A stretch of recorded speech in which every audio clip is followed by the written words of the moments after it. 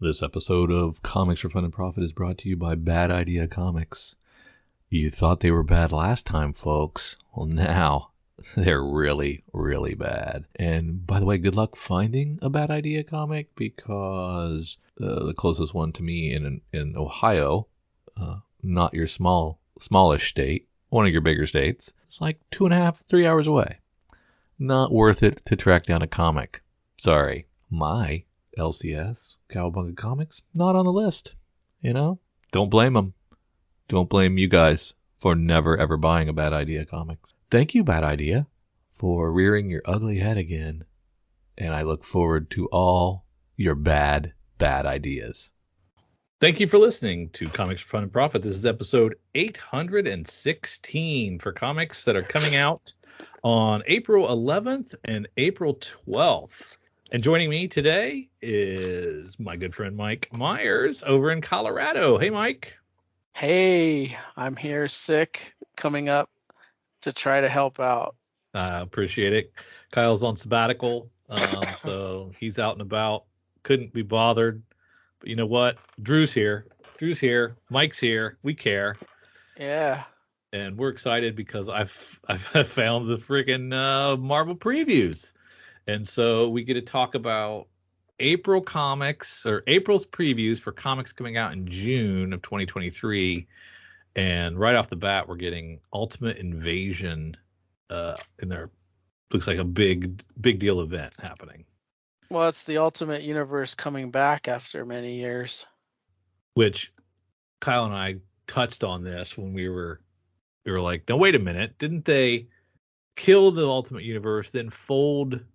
They folded what they wanted to. What they wanted in, and now we're going to bring him back. Yeah, I think they still had Evil Reed in our current timeline. We'll see what happens. Yeah, I think it's smart. I think I'd rather have it separate. You were around during that, right? You were into that, right? All. Yeah, I still have them all. That was very big, very popular for quite some time. So it makes sense. Did you have a favorite Ultimate character? That's Ultimate Spider-Man for sure. Yeah, that was for sure great. And then the Ultimates. I like the Ultimates a lot. They had Ultimate X-Men and Ultimate Fantastic Four, Ultimate. How they had quite a few. Quite a few, yeah. They had an Ultimate Team Up. So this first one, it's a Hickman Hitch thing. Hitch is great artist, but he's pretty slow. So yeah, it's only 4 issues. He probably.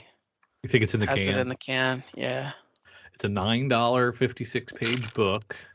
Hopefully that's just the first, or do you think all 4 will be $9? Don't know. I think it'll just be the first. Yeah, we've got. But it's only 4 issues, so if they do like a Zenoscope big book every time, they could put them all in. Yeah, if they're 56 pages each, I guess you could justify the $9, right? Whatever data pages are, includes new data pages by Jonathan Hickman and behind the scenes material. That's most comic people don't want to pay extra for that. I like behind the scenes, but I like image behind the scenes stuff.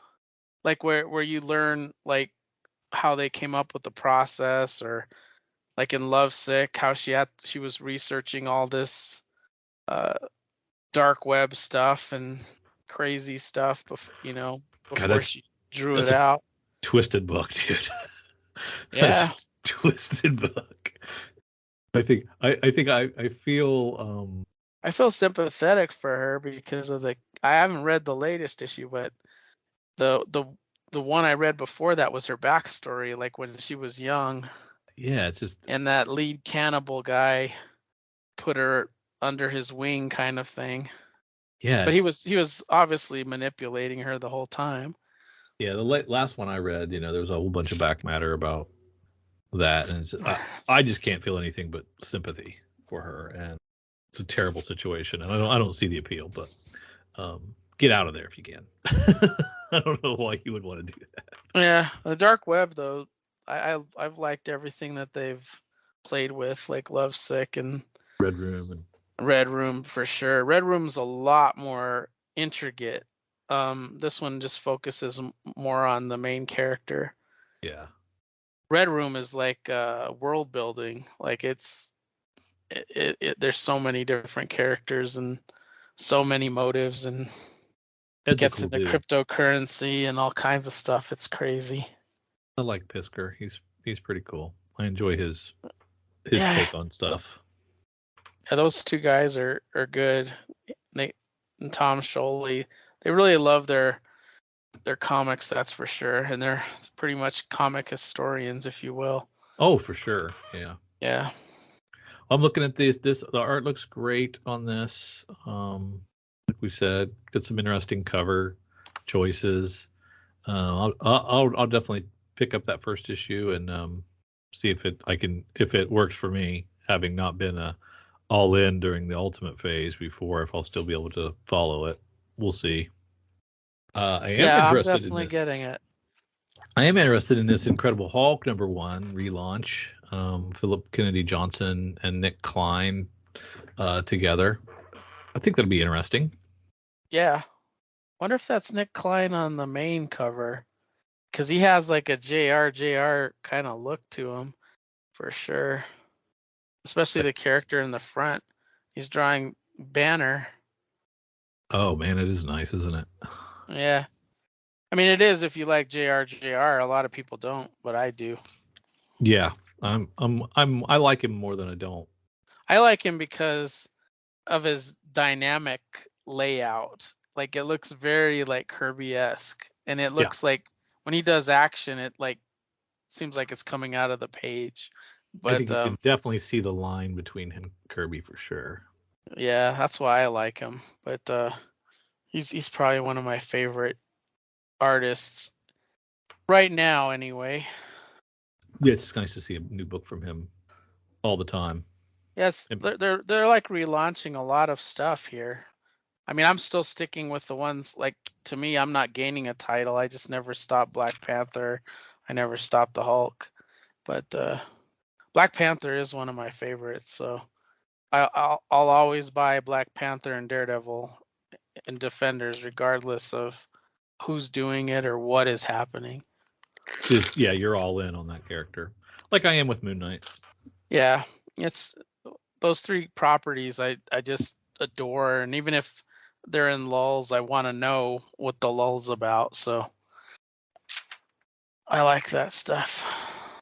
It's Eve Ewing taking over and Chris Allen, who was on the book. Do you remember? I can't remember, but let me look it up. I know his name, but I don't. I'm so old, I forget. I get that way too. Ooh, Raza doing a great cover for that Black Panther relaunch. Whoever Mr. Garson is, it's a pretty nice cover. A lot of detail on that. John Ridley was doing it. John Ridley, that's right. Yeah. Gonna do a Howard the Duck variant for Black Panther. You wouldn't think those would go together. You'd be right. They don't really. That'll appeal to someone. I like it. I like both characters quite a bit. There's nothing like reading a Steve Gerber Howard the Duck. I mean, it's pretty Right. it's pretty sophisticated.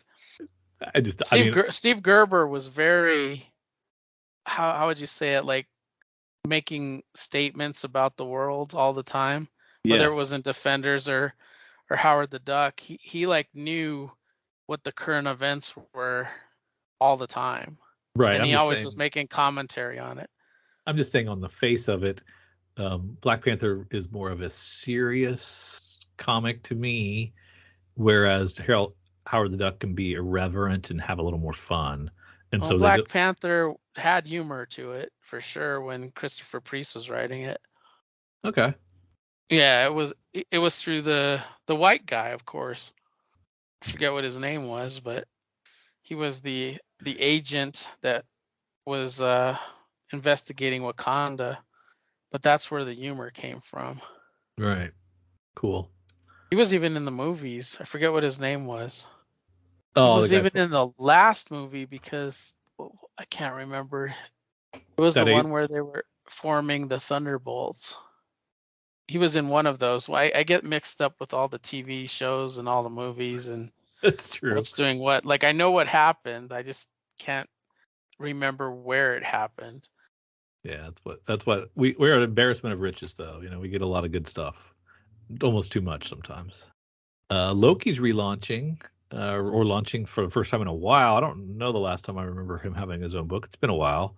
Dan Waters at the helm with German Peralta. I'm gonna guess that's how you pronounce his first name. It's probably wrong. It's got a little thing over the I would A. say Germain. Jermaine Peralta. Okay. I don't know. We're getting a Frank Miller variant cover. Always nice. And I kind of like every once in a while when we get a villainous title. What you mind those? I like them. I like villains more so on the DC side than on the Marvel, but old Mike would be getting Loki, but new Mike is not. He's probably going to read it on the app. And that counts. That Yeah. still counts for sure. Yeah, I'm proud of you. Still not all in. That's good. Yeah, I'm not. I mean, I'm sticking to my value. I mean, my number. Still getting a lot of comics, but for a while there, it was like 1,500 to 1,800 a month, and now it's more like 700 to 800. So it's a big cut. Yeah, yeah. And you've maintained it. Yeah, at least over for the last 4 months, 5 months. Yeah, which is pretty long for me. I was there for the last backslide when you went back and gobbled them back up from on eBay. I did do that. Yeah, I think the thing that's changed right now is the realization that God, it's costing a lot of money to store this shit. Like it's just incredible money throwing away, and I can't go to 4 storage units. There's no way. You're at 3. I forgot. You're at 3. Be cheaper just to buy another house, dude. Probably. Yeah. Captain America hits its 50th, and you know what an even number means for Marvel? That is another $1 for you. Oh, they're also going to end the series on number 50. Is it a legacy number too? They're going to make it a legacy number? Nope, just 50. But she had a good run. Kelly Thompson had a really good run on this, 50 issues, and we'll see how they end it. Should be fun. Where does it say it's ending?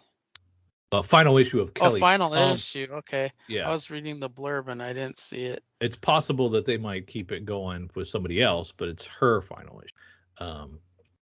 Yeah, I would think it's ending, but we'll see. I mean, they just launched Black Panther and Hulk, and their creative teams are changing. Yeah, if I know Marvel and they have a new creative team put on it, they're going to make it a number 1 if they even continue it.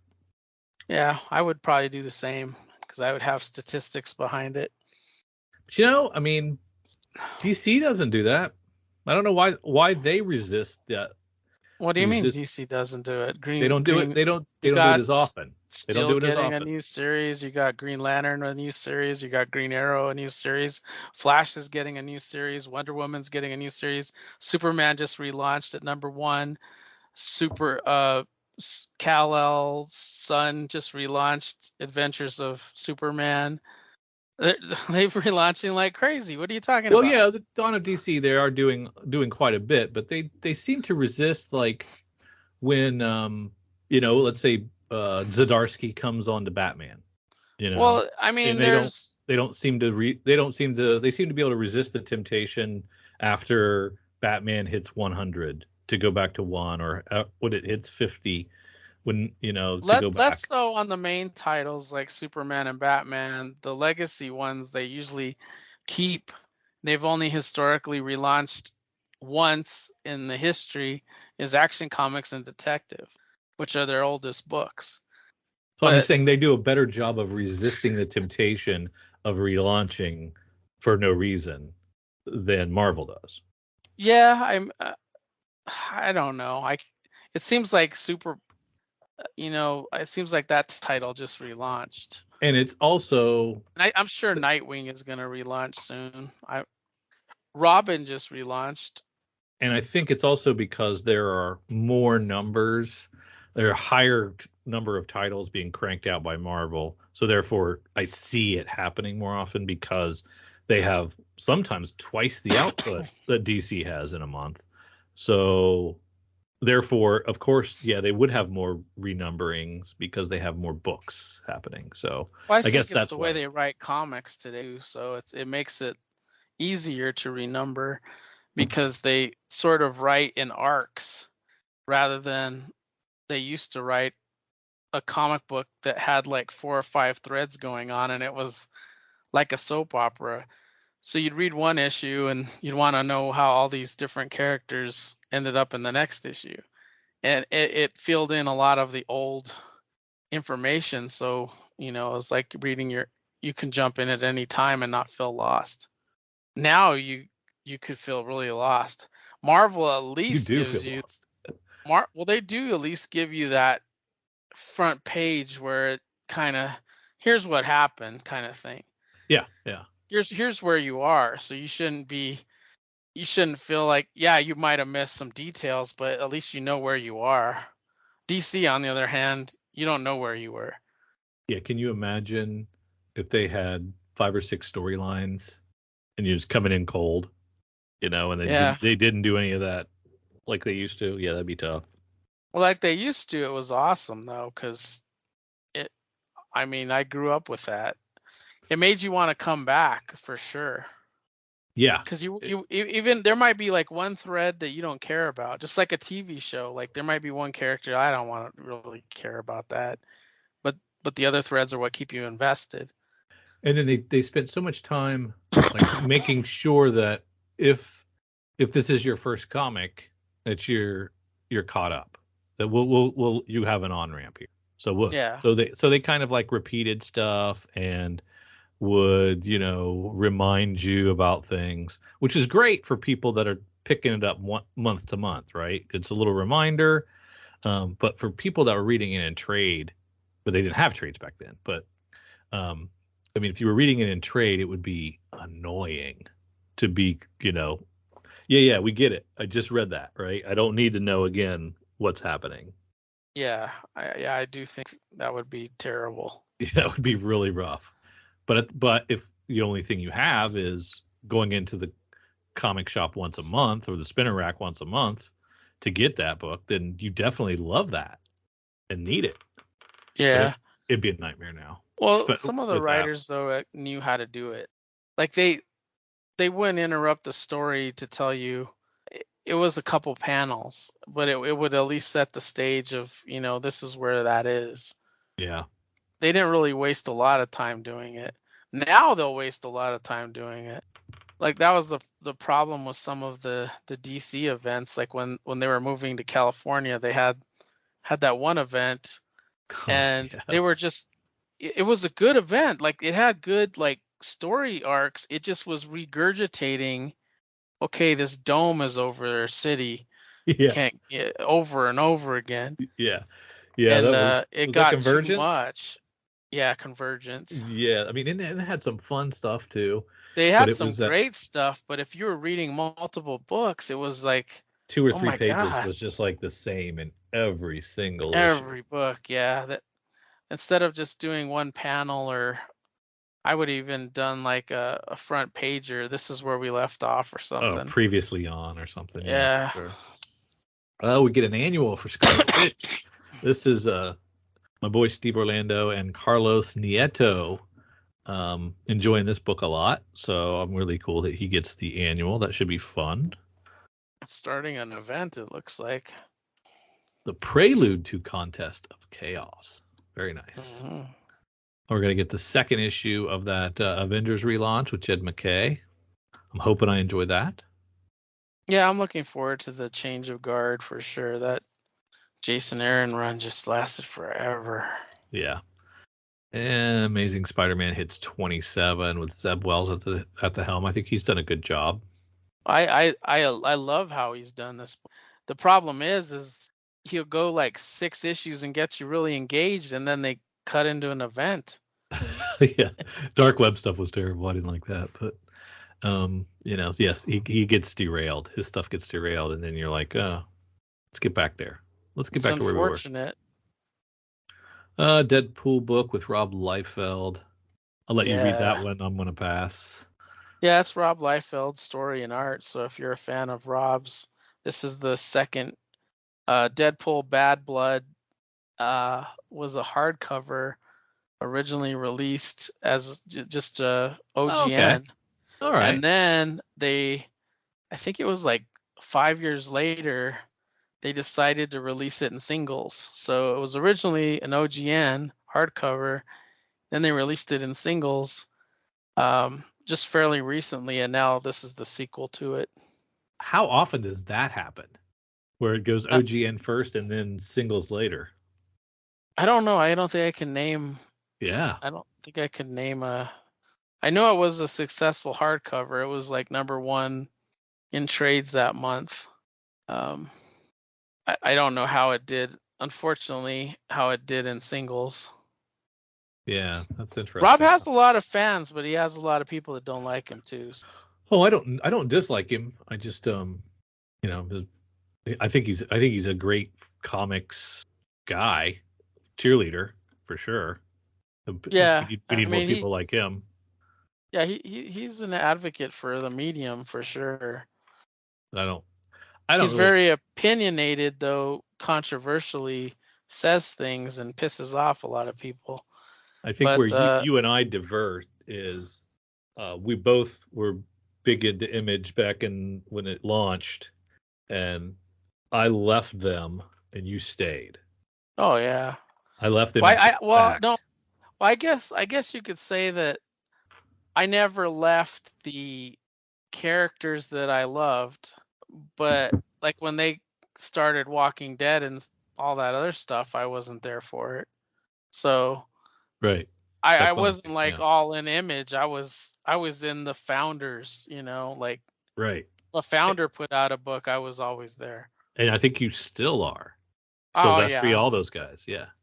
All of them. I have, with the exception of like very, very, very expensive books like that are very obscure, like Megaton Explosion or whatever the heck it is, or like those ones.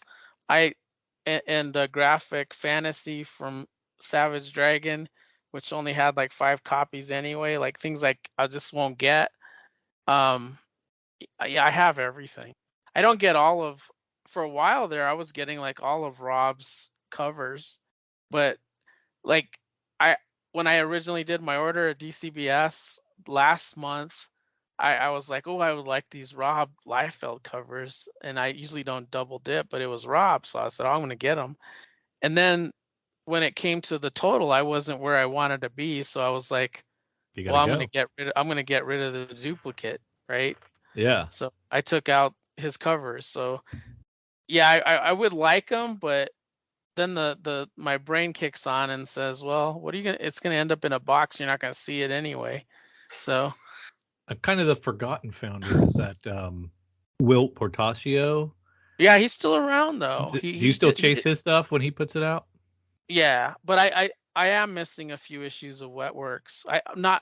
He actually left the book when I sort of did, but I have most of.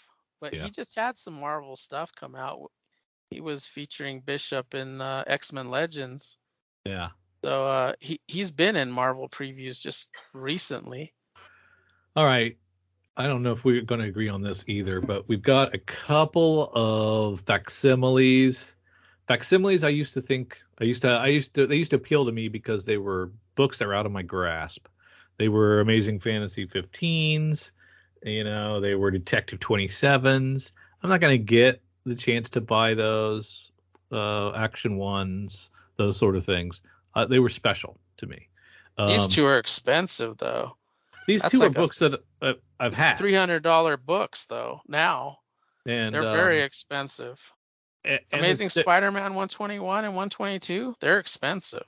And they're back to back. They're I don't. It's just they're putting out too many. It's the death of Gwen Stacy. Too many That's a big facsimiles. deal. Yeah, I can see that. I was killing off a major character that more or less stayed dead, if you don't consider all this cloning craziness. Well, okay.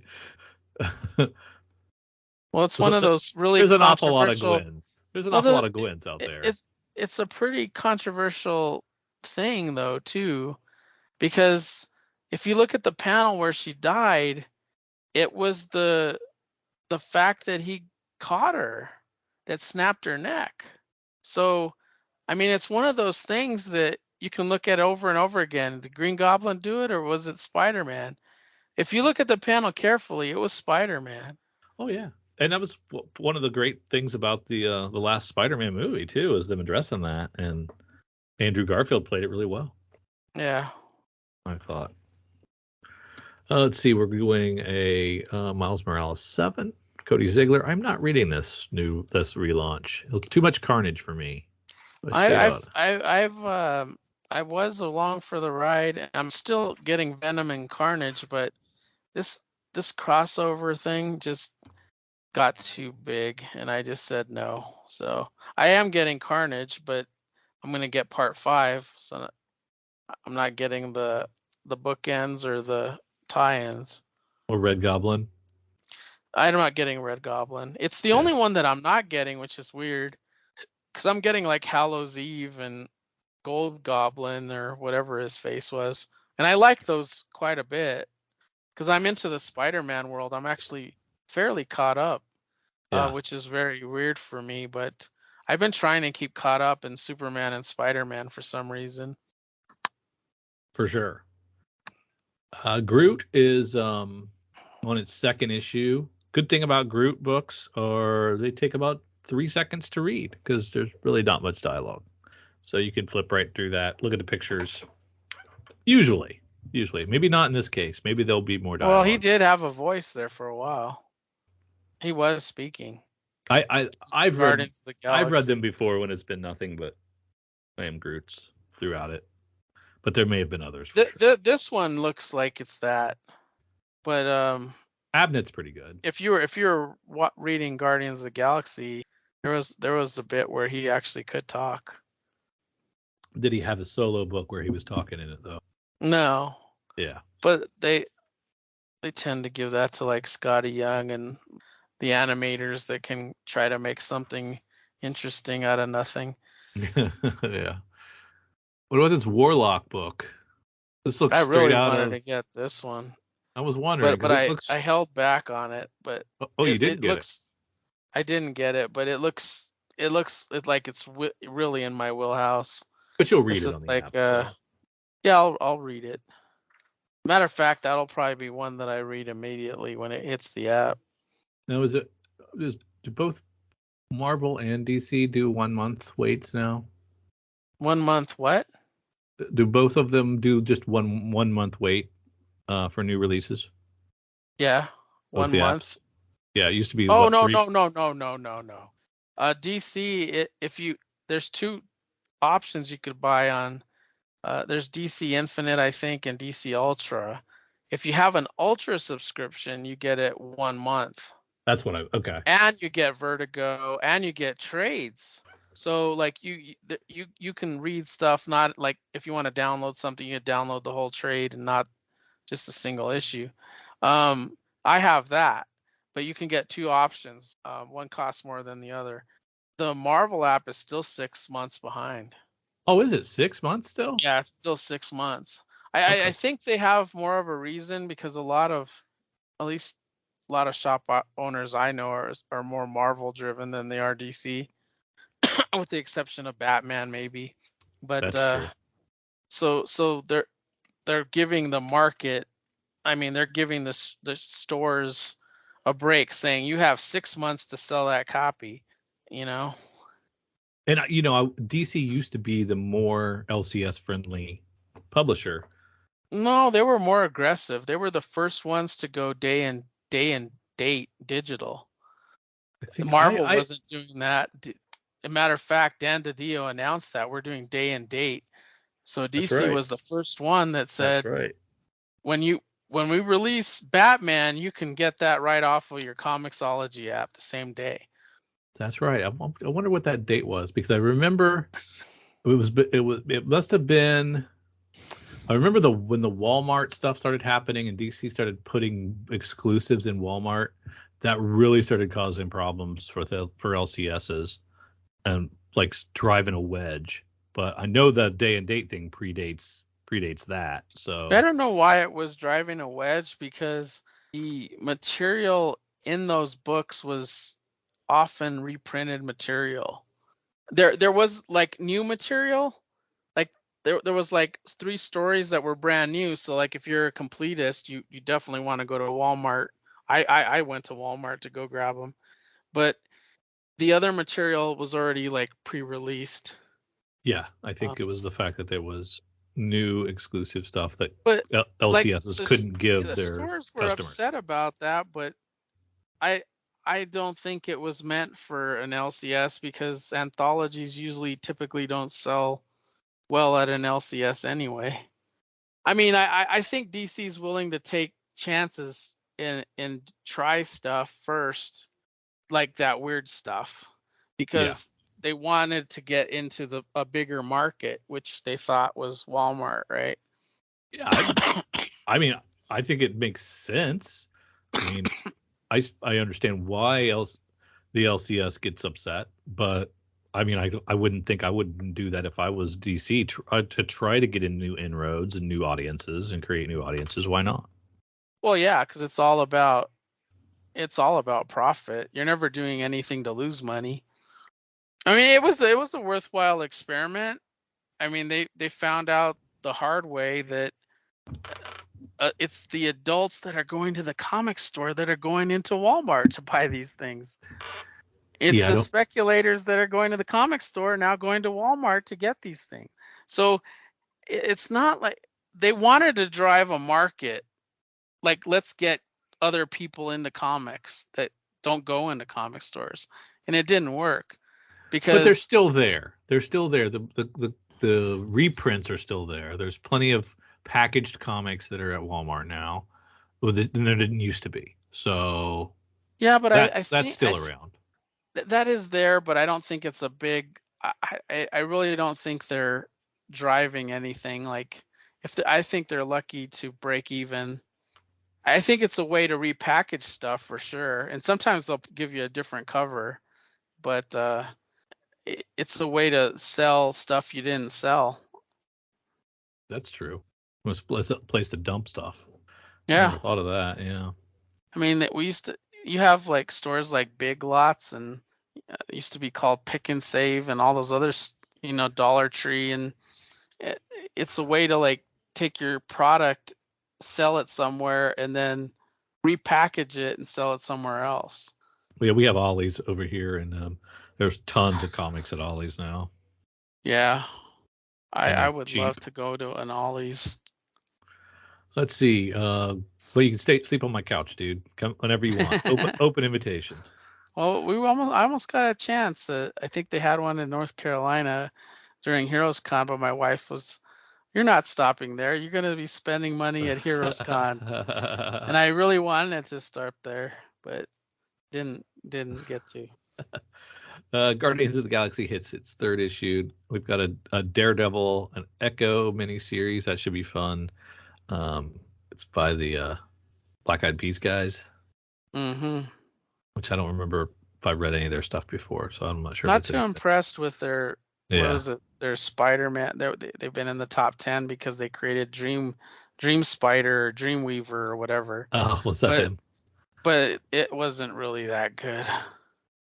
Denny Ketch gets Ghost Rider #2. That's a Howard Mackie book. Yeah, that's gonna be awesome because Howard Mackey Yeah. did Danny Ketch back in the day. I'm all Then in on Ghost Rider. That's another character I have everything of. get a couple of Venom books. Now Ewing's Mm-hmm. still at the helm there. Silk Out West with its second issue. That should be a fun thing. Emily Kim. I enjoyed the last little I did Korean too. mythology I book that they actually did. did to enjoy it. That was fun. I don't know if I signed up. I know this was on my list, and I don't know if I cut it because I was trying to get underneath. I don't remember. I have to check before I place my order, or I'll have a number 2 and not a number 1. More Dan Slott stuff with Edge of Spider-Verse and Spider-Man. We're getting Spider-Man India launches, which is Yeah, that was another. hot for a minute. That was hot for a minute, The yeah. the original one. Cult of Carnage. It's Misery 2 of a 5 issue.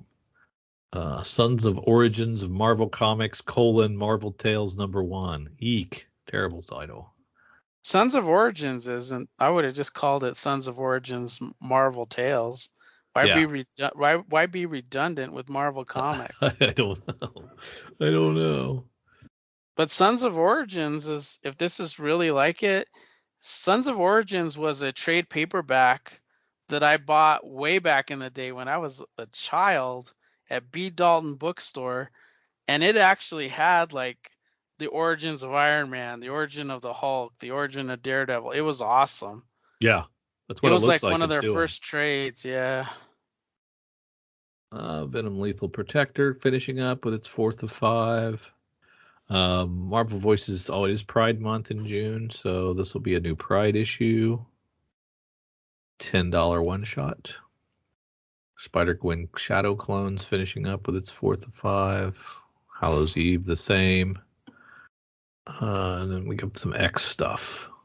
Yeah, another event. And X-Men Before the Fall. you're still in on X-Men, I'm guessing? That's a pretty big deal. No, I'm reading it all, but I'm reading it all on the app, except for the only ones that I'm getting are Wolverine, X-Force, and X-Men. And Storm, because it's Ann Nocente. Like I'm a big Ann Nocente fan. I love Ann Nocente.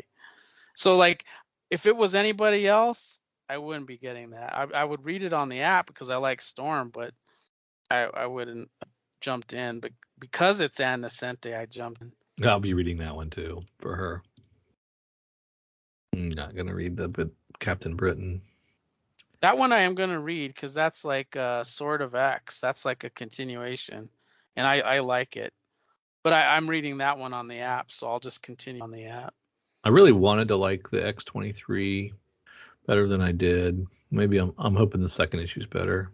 Haven't read it, but I did buy it because I like X-23, and I like Erica Schultz personally. But yep, me too. Ditto with Rogan Gambit. I thought I'd like that more than I did because I like Stephanie Phillips. I still have to read that. Wolverine and X-Force. Excellent, Peter Milligan. If you're into the old X-Force, and that's really good stuff. I like it. Jerry Duggan on Invincible Iron Man. I've kind of turned a corner on him for some reason. I don't know what it was. You don't like him now, or you did? I don't like Jerry Duggan stuff anymore. I like him. I don't know what happened. Still getting the Captain Americas. Yeah, another colon book. This one's Cold War Omega. The finale for that thing. Symbol of Truth is on 14, and Sentinel of Liberty is on 13. That I Am Iron Man was weird when you get to that. Yeah, I'll read that on the app. Yeah, it's a strange one. Silver Surfer finishing up for its Ghost Light. It's interesting on that one, the creative teams. I'll be curious what it's like on the I Am Iron Man. Yeah. I've only read the first one, so I'll be curious to hear what you think about that. Silver Surfer is back, and Doctor Strange, Avengers Beyond with the Beyonder. That's when they just relaunched because it's the same creative team, Derek Landy and Greg Land. Yeah. Love this Fantastic Four book. I've enjoyed it. I've only read through 4, but it's really good. Really like it. Surprising. I'm well, at least I am surprised.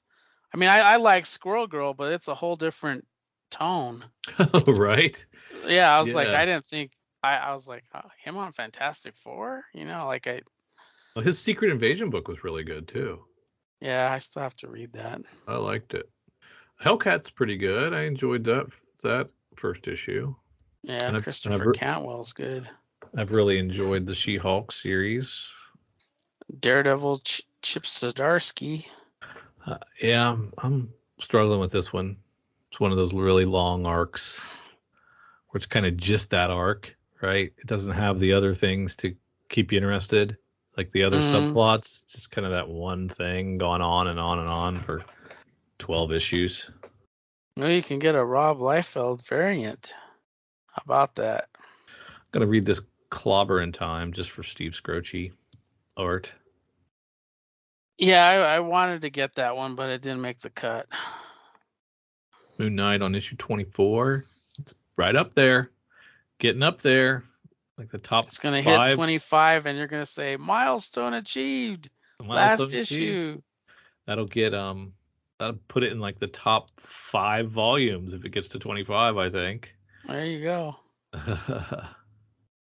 You say you like your all in on Ghost Rider. Are you all in on Cosmic Ghost Rider as well? Yeah, I'm getting it. Because before Cosmic Ghost Rider was the Punisher. I'm curious if this really is. Deadpool #8. I want to read that. I used to be an anti-Deadpool fan, but then I started to come about with Gwenpool, and then went back and started reading. What got me into Deadpool was Gail Simone's Deadpool. Okay. I went on the app and I read Gail Simone's Deadpool, and I was like, I really like Deadpool now. That's awesome. Yeah, she's good. She draws me in, like the variants. I think everybody got to solid. Deadpool through Gwenpool. You might be the first person that went, oh, that Gwenpool's great. I'm gonna go back and read the source material. Oh, I thought Gwenpool was really funny. It was. I thought it was like I was getting the jokes. Like I think comedy's tough in comics, but yeah, it worked for me personally. Yeah, I thought that Gwenpool. I haven't bought a Gwenpool action figure. I have at work. It's a really great action figure. Highly posable. Comes with 2 swords and all these different weird hands, and like it's awesome. Thor, I jumped off of Thor. No offense to Mr. Grunback, but I had enough for a while. I took a break from Thor. I am excited about this Planet of the Apes. The first issue came out yesterday. Yesterday. I went and did research on the Planet of the Apes. I'm like, why are they doing it? Well, Disney owns it now. So I guess Fox owned it in the previous, and it was like Predator and Alien. So now they own Planet of the Apes. Yeah, very cool. Yeah. Do they have the movies too? Right? They have license for everything. Well, yeah. How that works? I think when a new movie comes out, it'll be Disney. Whether they launch it through another studio, they could still do that. They own Fox, so I don't like know what they almost like want to keep their. I think they own like a couple of studios, so like if they want something more adult or that doesn't fit in the family paradox, they can move it into the other studios. Yeah, it used to be like when Fox Searchlight would put out like the indie. Yeah, just like Hulu. Like Hulu will play stuff that is a little more extreme, right? But it won't go up on Disney. Right. I didn't realize Disney owns Hulu. Yeah, they own ABC too. Well, they need and Fox now. They own Fox. They should just probably all just join then. Which I don't know if the complexity of it is they own The Simpsons now too. I think they do. I think that's why The Simpsons are on Disney Channel. Yeah, guess that makes sense, right? Yeah. Predator 4. That first, I enjoyed the first volume a lot. The second volume's okay, still good. I chose Predator over Alien, so I didn't read the Alien. I'm getting them both. I like them. I don't think they should have relaunched it. Yeah, it was fun, but it's okay. It's an okay story. I'm enjoying it. So I guess if they still have stuff to say, why not? So much Star Wars. I know. It's the only reason I left. It was the hardest there are two things that were the hardest things to give up, and it was Star Wars and my Marvel trade paperbacks. What are they called? Essentials? The Epic Epics? collection. Yeah. Yeah. Oh God, I even psychologically, like, every time I go through the preview, I'm like, well, should I at least get like Star Wars and Darth Vader and Dr. Aphra, the three titles that got me started? Should I do that? And then what if I do that, I'll get back pulled into everything else, and I'm like, it kills me every month. That of all my cuts, the hardest things for me were the Star Wars and those Marvel Epic collections. I still look at them and I get really itchy, and it's like I get anxiety just looking at them.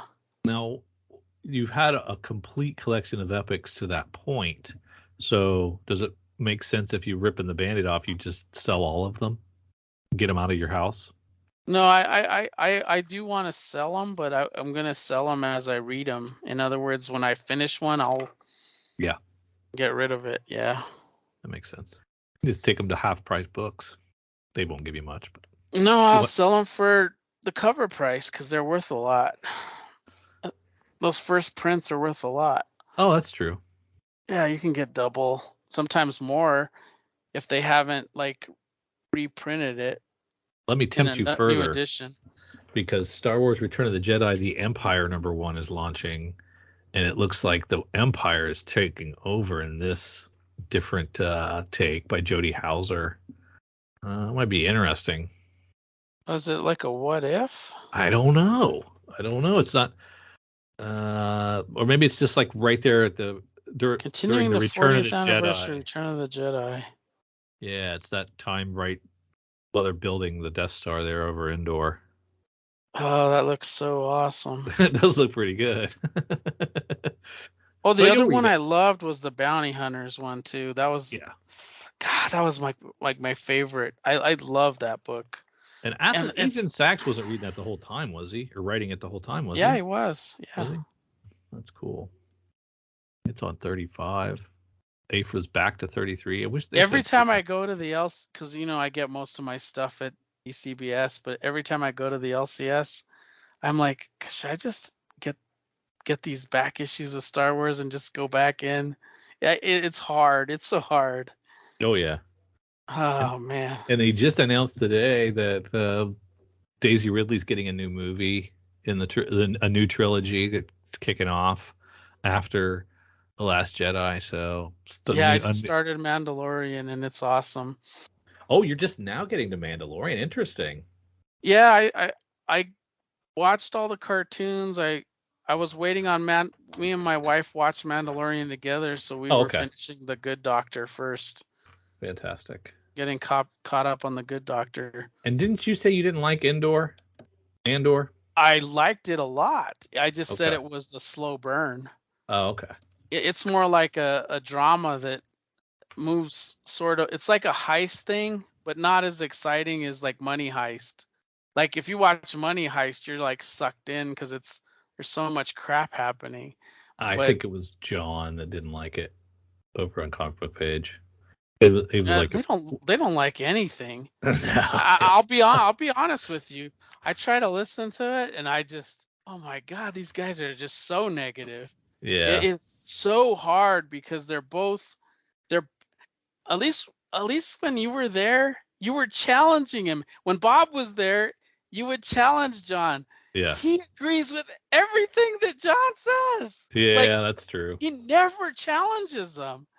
And it drives me nuts. Yeah. I want a challenge. Yeah. Yeah, he needs. Or somebody that, I mean, he does have a different, like, he's going to read a Conan where John won't touch it. Like, right. He'll read a violent book where John won't touch it. But there's never that banter or anything, you know what I mean? Like, nope, it's gone. Because he'll always say, I see your point. And it's like, yeah, I see your point, but I'm going to disagree with you. I wanted to be on that show so bad, just because I have such a history with superheroes. Right. And I could challenge everything. Yeah. Because I've read it all, especially on the DC side. Like, and I do kind of as I listen to it. I'm like, here's why I would argue. If I was on the show, I would say this. Yeah, that's where I would say it. I don't Because want I these. always, I mean, when Bob and like I'm better friends with Bob than I am John. Like I went to Bob's house just when I was out in California on business, and I hung out with him and ate with him and went, saw his world record breaking collection. And I've always like when they were bantering, I'd always, how there's co-hosts and you always say, well, I agree with this side a little bit more. Exactly. Yeah. I would always agree with Bob. For sure. For Yeah. sure. Yeah. And me. Then you Well, agreed with me. I like John a lot, and I like John a lot, and I respect what he does and what he podcasts and all that. But he almost like wants the same stuff all the time. Like he doesn't want change at all. Like No. he likes to stay in the groove and just it's so weird. Yeah, I he's I very need change. possessed. He's very particular about his superheroing and Yeah. what those comics need to be, I which is love fine. change. I actually love it because it keeps me engaged and I don't get tired. And maybe it's because I have like a comic book like ADD, I guess, where I need to switch gears every now and then. Oh yeah. I mean, like I think I'm in a groove now to where I'm gonna read around 3 comics a day for until I die, and You know that's what I can't do though? I can't read when I'm sick. I don't know really. why. I Oh, cannot sit there and read when I'm sick. I can watch TV and just let my brain be dead and just lay there on the couch. dude, But I sometimes I just count the have seconds until I can get into bed and start reading comics. I'm like, yeah. I'm bored out here. I wonder if my wife would notice if I just snuck off and went to bed and started reading. She does. If you're keeping score at home, she does. Yeah. So tons more of the Star Wars comics coming out. Our Stormbreakers. We're gonna highlight some of these guys, and then it's trade, trade, trade. Anything in the trades that we want to make note of? Yeah, I love omnibuses. And they have the Jeff Loeb and Tim Sale gallery edition. That's awesome. And the Black Panther Christopher Priest second volume omnibus. Yeah, there's some good That looking is, stuff in here. if you're a Black Panther fan, this is what I think is like the run that kind of like made me go and buy all the other appearances. Yeah, This is what drove me into become a Black Panther fan was this Priest run.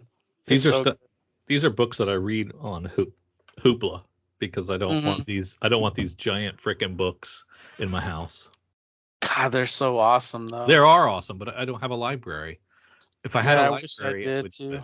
I mean, I would love to have like an add-on that was just a library comic shop. That's what I would love to have, but I don't have that space. New It's Warriors cheap. Omnibus Volume 3, Excalibur Omnibus. See, these are things that I would have gotten, but these are expensive books. These are And old, even at discount, you're old still Mike still dropping purchases. 80. Yeah, he would have totally got this until he can't even move in his bedroom anymore.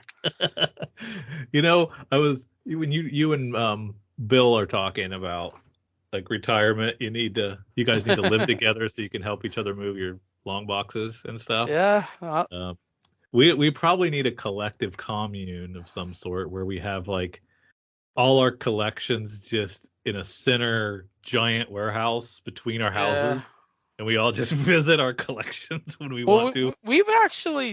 me and Bill, like, when we go to Heroes Con, we like share a room, right?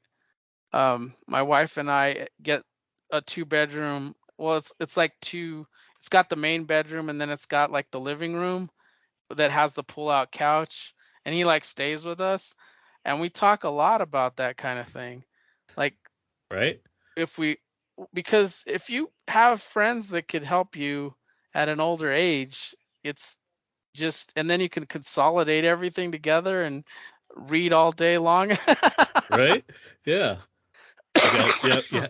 Share the pool and the hot tub, and Yeah. you have your own private areas, but then you have like a center, like a dorm pod living, back in the Yeah. college days, only with a giant library in the middle.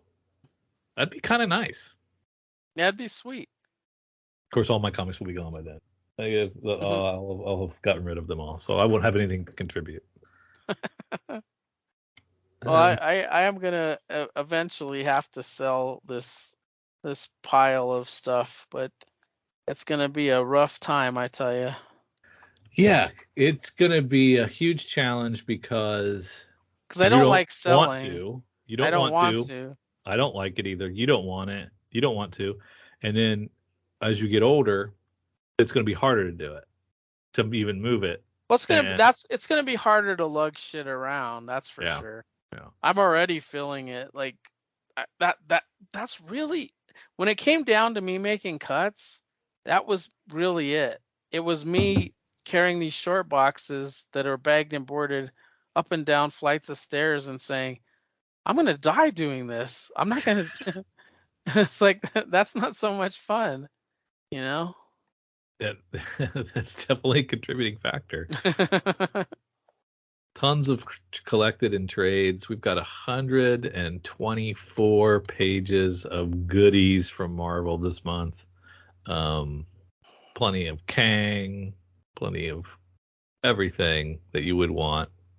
Anything? What's your big standout titles for this month from Marvel? Is it the new stuff?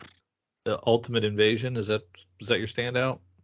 Yeah, I would say that one and a new Hulk and Yeah. Black Panther, but I don't consider those like new because I've always collected the Hulk and Black Panther, so Not really new, right? yeah, it's not. It's just replacing the titles that just ended.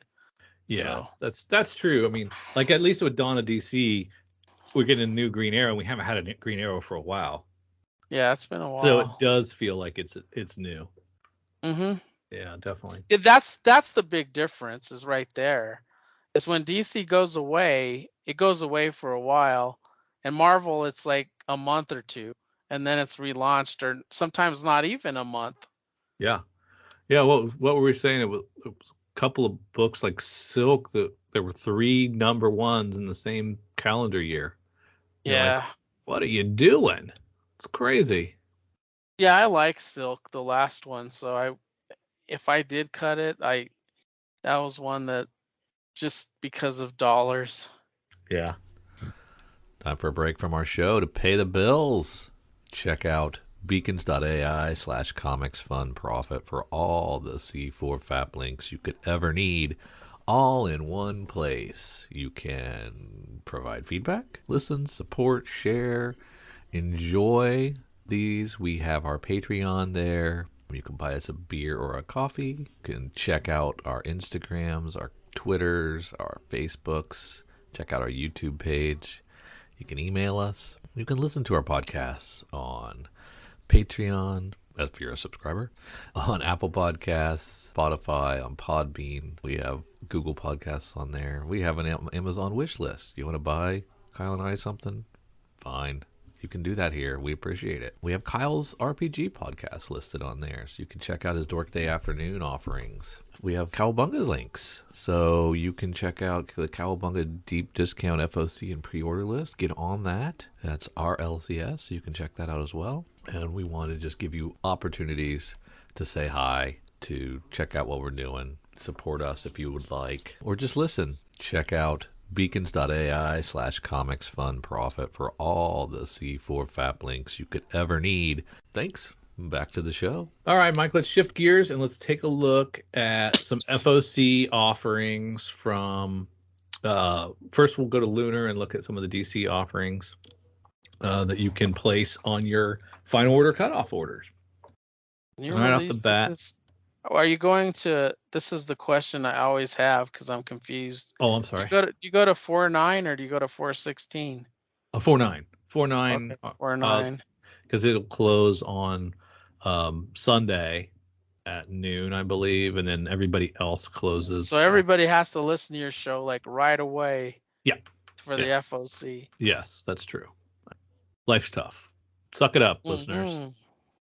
Batman 135. Man, I really love Batman. It's been really good with Zdarsky. I love what he's doing with this multiverse stuff. Yeah. I didn't think I'd like it, but I really do. And the backup is like supporting the main title, but it is different characters. So it checks the backup box, but it also is part of the main story, so it's more connected. Really working for me. So I like what he's doing. I haven't read Batman, and I've been delinquent. I have to catch up on it. I'm pretty much caught up in Detective, but not Batman. Adventures of Superman, though, I liked a lot. I thought that was really good. Rom V still on Detective? Yeah. But I liked the other person better prior to him. Me too. Tamaki. Like I thought Tamaki's run was like really engaging for me personally because of the Arkham Tower and we only gave her 12 issues. I thought she was great. We gave her 12 issues, and I think Rom V's been on this book for like 12. No, I thought it was at least. It was just 1 year. Wow. Just 1 year. Yep, she only got 1 year. And I don't even know if she got a year because I think it was accelerated. I think that Tower storyline might have been twice a month. Is this like Batman Anniversary or something with 135? Because a lot of covers. God, this is a lot of covers. They're pretty though. Liberamejo is freaking awesome. I really like these Joe Quesada ones. Those are nice. But I'm a Quesada fan. Yeah, those are nice. I like him. Those are for sure. Neil Adams is no joke either. Yeah. You can get a black and white Quesada. Stanley Art Germ. A lot of good stuff. Oh, Batman, this is. Why would we want a Batman 181 facsimile? First Poison Ivy. There you go. Ever. And this even getting this in the I own this book, but my copy doesn't have the insert, and the insert was a poster. Oh. So I'm wondering if the facsimile edition has the insert. So that's like having the insert is what makes it more expensive, obviously. But and why would you want a facsimile blank to take to the con where like the old guy was at a table, like Carmine Infantino, and you could get him to sign it or something? Carmine Infantino is not alive anymore. Is he dead? Then why would you? Either is Murphy Anderson, but why would you want a facsimile blank then? Just to get a sketch on it because it's an old. Maybe an old sketch. I don't know. Get a Poison Ivy sketch on this. There are people that go to cons with these blank covers and just get commissions all day. That's a lot of people do that. I used to do crap like that. I didn't think you could do that anymore. I thought you had to order your commissions ahead of time. Well, you do for some people, but I used to do it all the time. Just go to the con, and if I dropped it off on Friday, I'd pick it up on Sunday. Oh yeah. Or I'd make.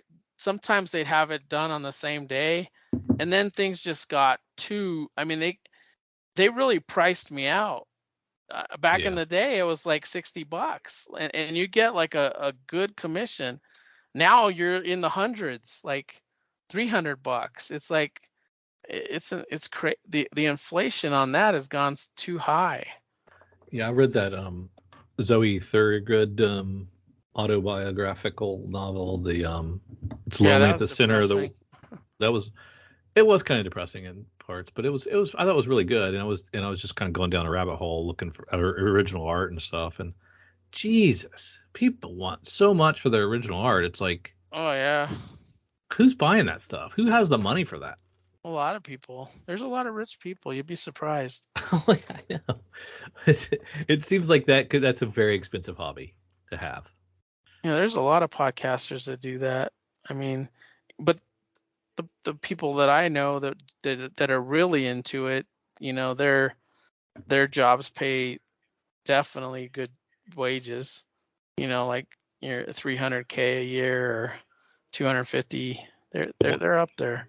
The one guy on 11 o'clock used to be a big original art guy. Yeah, Jason Wood. He was the original art guy until like last year when his kids went to college. Like he just stopped because of his kid. He has 2 kids in college right now. Yeah. And that costs money. If I would tell him, I'd say do what my dad did and say you're gonna pay your own way, son. Daddy needs more original art. I paid my own way. You pay your own way, or scholarship your way in. That's what. Generation Joker launching. This is the first White Knight series that's not Murphy. He's doing the cover, but he's not. And he's doing the story by credit, but he's not writing and he's not drawing inside. I think there was one other one that he didn't do. Oh, really? Yeah. Which one was that? The Harley? I don't remember. I thought there was one other one. I thought. Well, there's a lot of them that he's not drawing anymore. That he'll just write. Right. I like it. I like that stuff. I'll still get it. I'm still excited about this Batman and Joker Deadly Duel, the final issue of that. That's Mark Silvestri. Talk about the Image founders that right. I still follow. Yeah, I read the first one and then dropped off. I might pick it up and collected. Generation Joker stuff is pretty though. Katrina's Caravan. I think I'm buying that one. Yeah, that's Scout. Destiny New York, Mystical Mafia. That's a second volume of that, right? Yeah, I'm picking that one up for sure. That's Pat Shand. Yeah. I support all his Kickstarters. He's amazing, man. Thirsty and Cheeky, and I forget what the new one is. Those are awesome. Drexler launches with its first issue from Scout. That looks pretty good. You're a Flash guy, right? Yeah, that's another character I'll be there for through anything. Getting close to 800. Yep. Joker, the Man Who Stopped Laughing. I'm skipping that one. Carnal Confessions. That's got Mike written all over it. It does, but I don't remember it. Who's the publisher on this? I don't know. Can't tell. Did I buy this? That's curious. I can't. Let me look at the issue 2. There has a in the corner. That is. What is that? I did order it. Must not arrived. It says shipped. So I have 2 and 3 processing still. So I did order it. Lamentation #1. That looks pretty good. Is that Oni Press? That looks good. Yeah. That one I did get to order that. Monomyth from Mad Cave. It launches with its first one.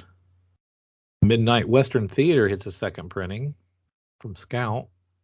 I haven't seen that one yet, but I'll read it. The Nasty. Yeah, it's got a good title. Peacemaker Nasty. Tries Hard. I'm looking forward to that that's one. going to be so good.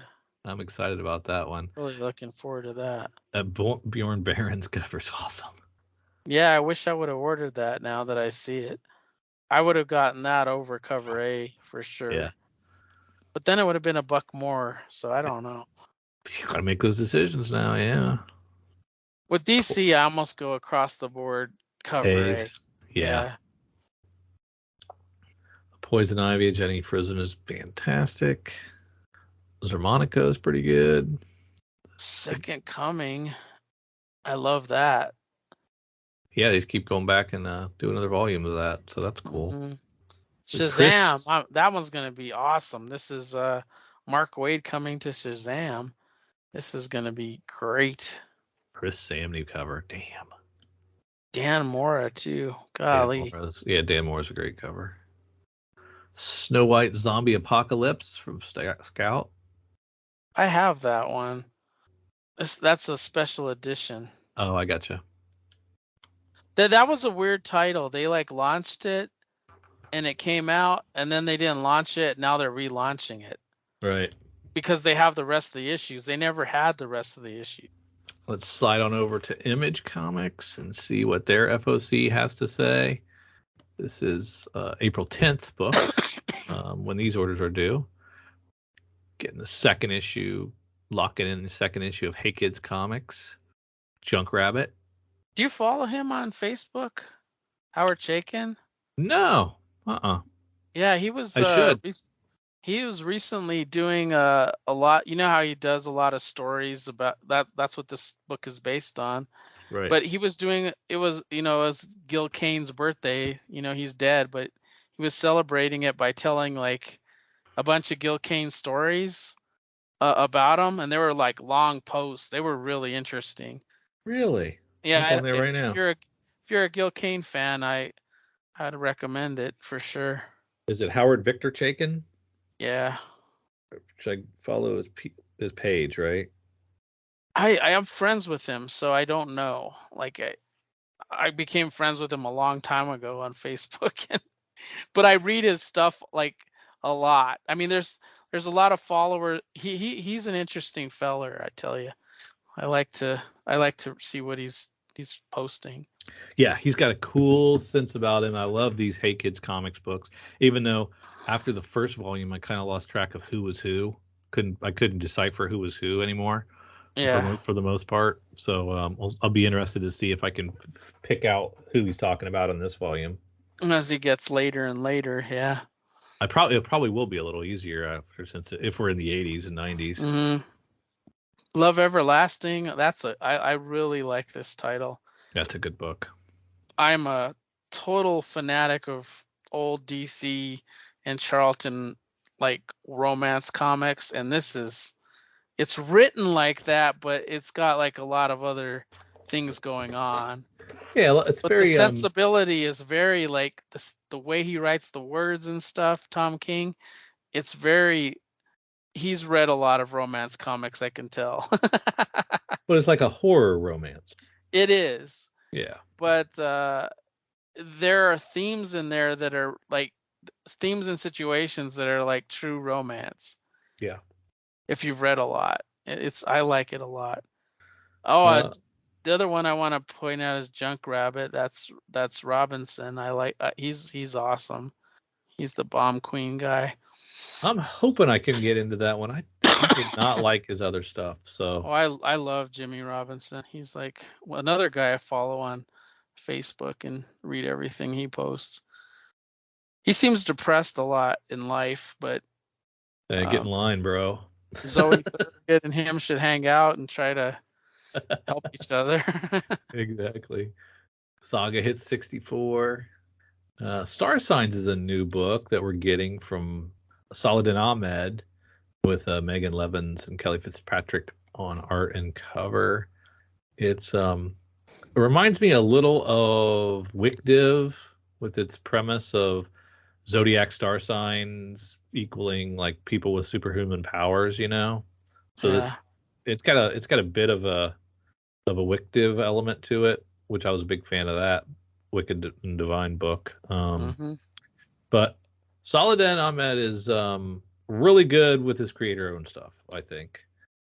I decided not to get this one because the month prior he released another series and I was more interested in that write-up. So okay. I was like, oh, I'm gonna invest in a title. I'll invest in this one. The Many Deaths of Leela Starr was his last one really that I really liked. No, I thought that was Ram V though. Was it? Well, okay. Well, that's racist of me if I got it wrong. Let me see. You might be right. That was Ram V. Yeah, it was Ram V. Solomon, he did the Black Bolt book that I read. Yes. Yeah, that was really good. And he's done Miles Morales. Yeah, so maybe I don't know how his track record on indie books. We'll see. No, he has done some. You probably read them. I just don't. I can't like name them off the top of my head. Yeah. Ghost Lore from Boom is a Colin Bunn book. Colin Bunn is prolific. Man, he cranks out the books. Yeah, he does, and I think he does it smart because he spreads his stuff across publishers. So I wonder why he does that. I would do that totally. A lot of people used to do it because it keeps their foot in the door on all these publishers. So like if one publisher falls, you can move your stuff over to another publisher. If you put all, it's like having a four-legged stool, right? If you have like 4 publishers, you can lose a leg and the stool will still stand. Not really. If it kind of. It might wobble a little bit, Yeah, but you'll be gotcha. able to sit on it. But why wouldn't you just put everything at? Why wouldn't you just publish Because then you're putting everything? all your ducks in one row. And But plus if you you're have, publishing, but if you're creator-owned publishing through Image, then you take it with you. It's not like you're losing anything. but you're probably paying more, and an Image probably is not going to say, I'm going to carry 4 of your books. Yeah, Like that's true. they're just, I don't know what the deals are for, a his boom. whole career is on comics. Like he's so he has to have a certain salary. He can't publish 4 at a time at one publisher because Images say, okay, we have 20 slots. You can have one of them for the month. We're not going to allow you to do 4 at a time. Make your own. You're no Robert Kirkman where you can have your shadow line. Yeah, that makes a lot of sense because he can have his plate spinning in a variety of places where he's writing this book over here, he's writing this book over here. Plus, there's different benefits at different publishers. Like some of the other publishers will front you money, where Image is all your money. Yeah, that's true. I guess I was thinking of the wealthy comic publisher that could pick and choose.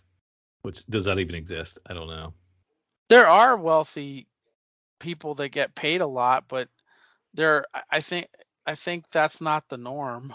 No, no. For every Scott Snyder and Yeah, Scott Snyder, Tom Brian K. King, and Vaughan, Brian K. Vaughan. There's Kirkman. 50 other ones that are just trying to survive, figuring, do I need a day job?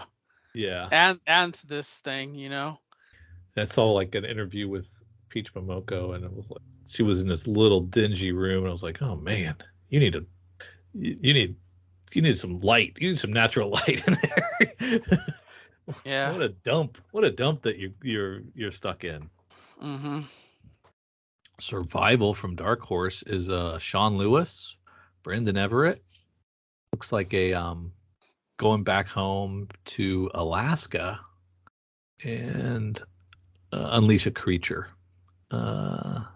Ancient creature terror. Could be fun. Not fun, but could be interesting. Where Monsters Lie finishes up. This is a Kyle Starks books that I like a lot. Very good book. It's finishing, and I hope we get another volume. Matt Kent's Hairball. And Clear is finishing with its 3rd issue. That's been good. Oh yeah, Matt Kent's Hairball. Matt Kent's also his Flux House imprint. Man, he's been putting the stuff out too. Yeah, him and Jeff Lemire would do that a lot, where they'd spread their works across. Yeah. Now he's brought everything into Flux House. No, not quite everything, because he's still writing prolifically at Bad Idea. So his Flux House is it does. I'm sure they're paying him well. Bad Idea doesn't count. He probably writes a comic and they shred it. That sounds like the kind of thing they would do. Dinesh and them, they love Matt Kent. They would never shred it. They do stupid stuff, dude. I don't care what you say. They do stupid stuff. They do good books. They do stupid promotions and stupid ways to distribute their books to make them collectibles, but they have their fan base, that's for sure. They figured it out. Yeah. They have a big stockpile of talent. Yeah. Who's bankrolling them? Do we know? Dinesh. They took the guy who used to own Valiant. He took the Valiant his Valiant stock and cashed out. He cashed out. Well, I think he's always been wealthy. Like I think he came from money, but I don't know 100% know that, but he owns like Bad Idea now. He sold Valiant, and then he's got like a film, like he doesn't like advertise it, but he's got like a film studio like to create stuff. So Dark IDW. Spaces. Yeah, Dark Spaces, Good Deeds. Is this is Scott Snyder's Dark Spaces anthology line, which I've Yeah, forgotten about. it's Dark Spaces was the firemen, the female firefighters heist thing. Oh, But okay. this is using Dark Spaces, but it's not him writing it. It's using his anthology line, I guess you could say. Like the Joe Hill imprint. Yeah. Yeah. Yeah. Let's see, If you're a Marvel. Star Trek, they're pumping out a lot of Star Trek. So when they lost the Transformers and the Hasbro titles, they decided to redirect more into Star Trek and Teenage Mutant Ninja Turtles. Yeah. Marvel is giving us the 25th issue of Amazing Spider-Man, and guess what? It's $6.99 because it's an anniversary issue of sorts. Tons of covers. Yeah, you'd probably like that third one over because it reminds you of 300, right? Yeah, that's what we need. More 300 homages. That's That's what the right. world. That's what the world needs. I There's really the. like the Disney stuff, but I think they're kind of cool. Are you chasing them? I got the first. If it's like something that's like classic, like the Goofy Hulk one, I Yeah. get. But if it's something like this one, which is like the new Avengers with that's fairly current, I don't like. I only want the ones that are like classic 12-cent homages with Disney characters. I don't Gotcha. want the contemporary ones. That makes sense. Yeah. Captain Marvel at 49. We know what's coming. We just talked about that. Scotty Young doing Venom. Something wrong with that. Why are windows popping up on my screen? What is happening? Are you getting spammed? No, I think I moused over the Microsoft Edge thing or something like that gives you the temperature, Oh, and then it brought up Microsoft Edge, and I don't even use Edge, and like, what the hell's happening? there's the Silk launch with its first issue of the new volume. That Or Iron Man, Invincible Iron Man Bob Layton connecting variant is pretty damn nice. yeah. I know It's Jeff is a big hit digitally. That's Yeah. gone to second printing. Rogue and Gambit you didn't like. Those covers are amazing though for cover A's. I think they're great. Yeah, I think you're right. They are nice. I'm The down a dog. Spider Gwen Craven looks pretty good. By Greg Land. I like that. Star Wars. So I missed the first Barbarella? Must have already missed it. Yes, you did. Oh, But it's darn it. not the first one. This is like the third series they've done. This is the one I want to read because this is the one I think Sydney Sweeney's going to be basing it off of, right? I don't think so. No? I think she's basing it on the Jane Fonda Barbarella movie. Oh, okay. Okay. I thought it was like a modern take on it. Well, it's going to be modern. I definitely, but I think the comic book and the movie property are what drive what Barbarella is. So Gotcha. it's definitely going to be a modern take on it. This is a modern take on the comic book.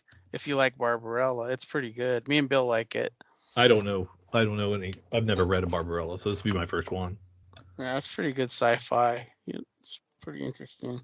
Ablaze is bringing back Animal Castle for a second volume. Did you read that first volume? Yeah, it was really good. It's like Animal Like, Farm. yeah, I love that thing. So I'm excited about it coming back. Little depressing because it's so like Yeah. politically on the nose, but in certain areas. But if you're a fan of one of the books I liked when I was much younger was Animal Farm. I thought it was one of my favorite reads, and it's a lot like it. Yeah, it's well done. Just a well done book. Is Barb also sick? No, my dog is though. She's been going through some rough times. Man. She went from getting dental work to finding out she has cancer and then getting more of her mouth removed, healing for a little bit, and then getting a yeast infection in her ear and a urinary tract infection, getting over those, and now she's not eating and she's throwing up all the time. So I don't. It's like Poor Harley what Quinn. she can't catch a break, man. Man, how old is she? She's about 12/13. Okay, she'll be fine. We'll get her through this. Yeah, I hope so. She ate a little bit today and held it down. I want her to eat more because a third of a can of food is just it's not enough. Yeah. For a 60-pound dog. She's lost, like right now she's drinking water, which is really good because she needs to hydrate. But she's lost a lot of weight since all this surgery stuff. She went like from 65 pounds and now she's like 58. So yeah, she hasn't had such a good time. She just needs to catch a break. Yeah. Hey, there's Red Room, Crypto Killers. Yeah, I like Red Room a lot. Like a lot. It's a That's a little 5 out of twisted. 5 for me. I think I'm getting like prudish in my old age because like some of these things I like oh that's a little extreme. I don't know. I might be getting prudish in my old age. I'm not No, sure. maybe the dark web isn't for you.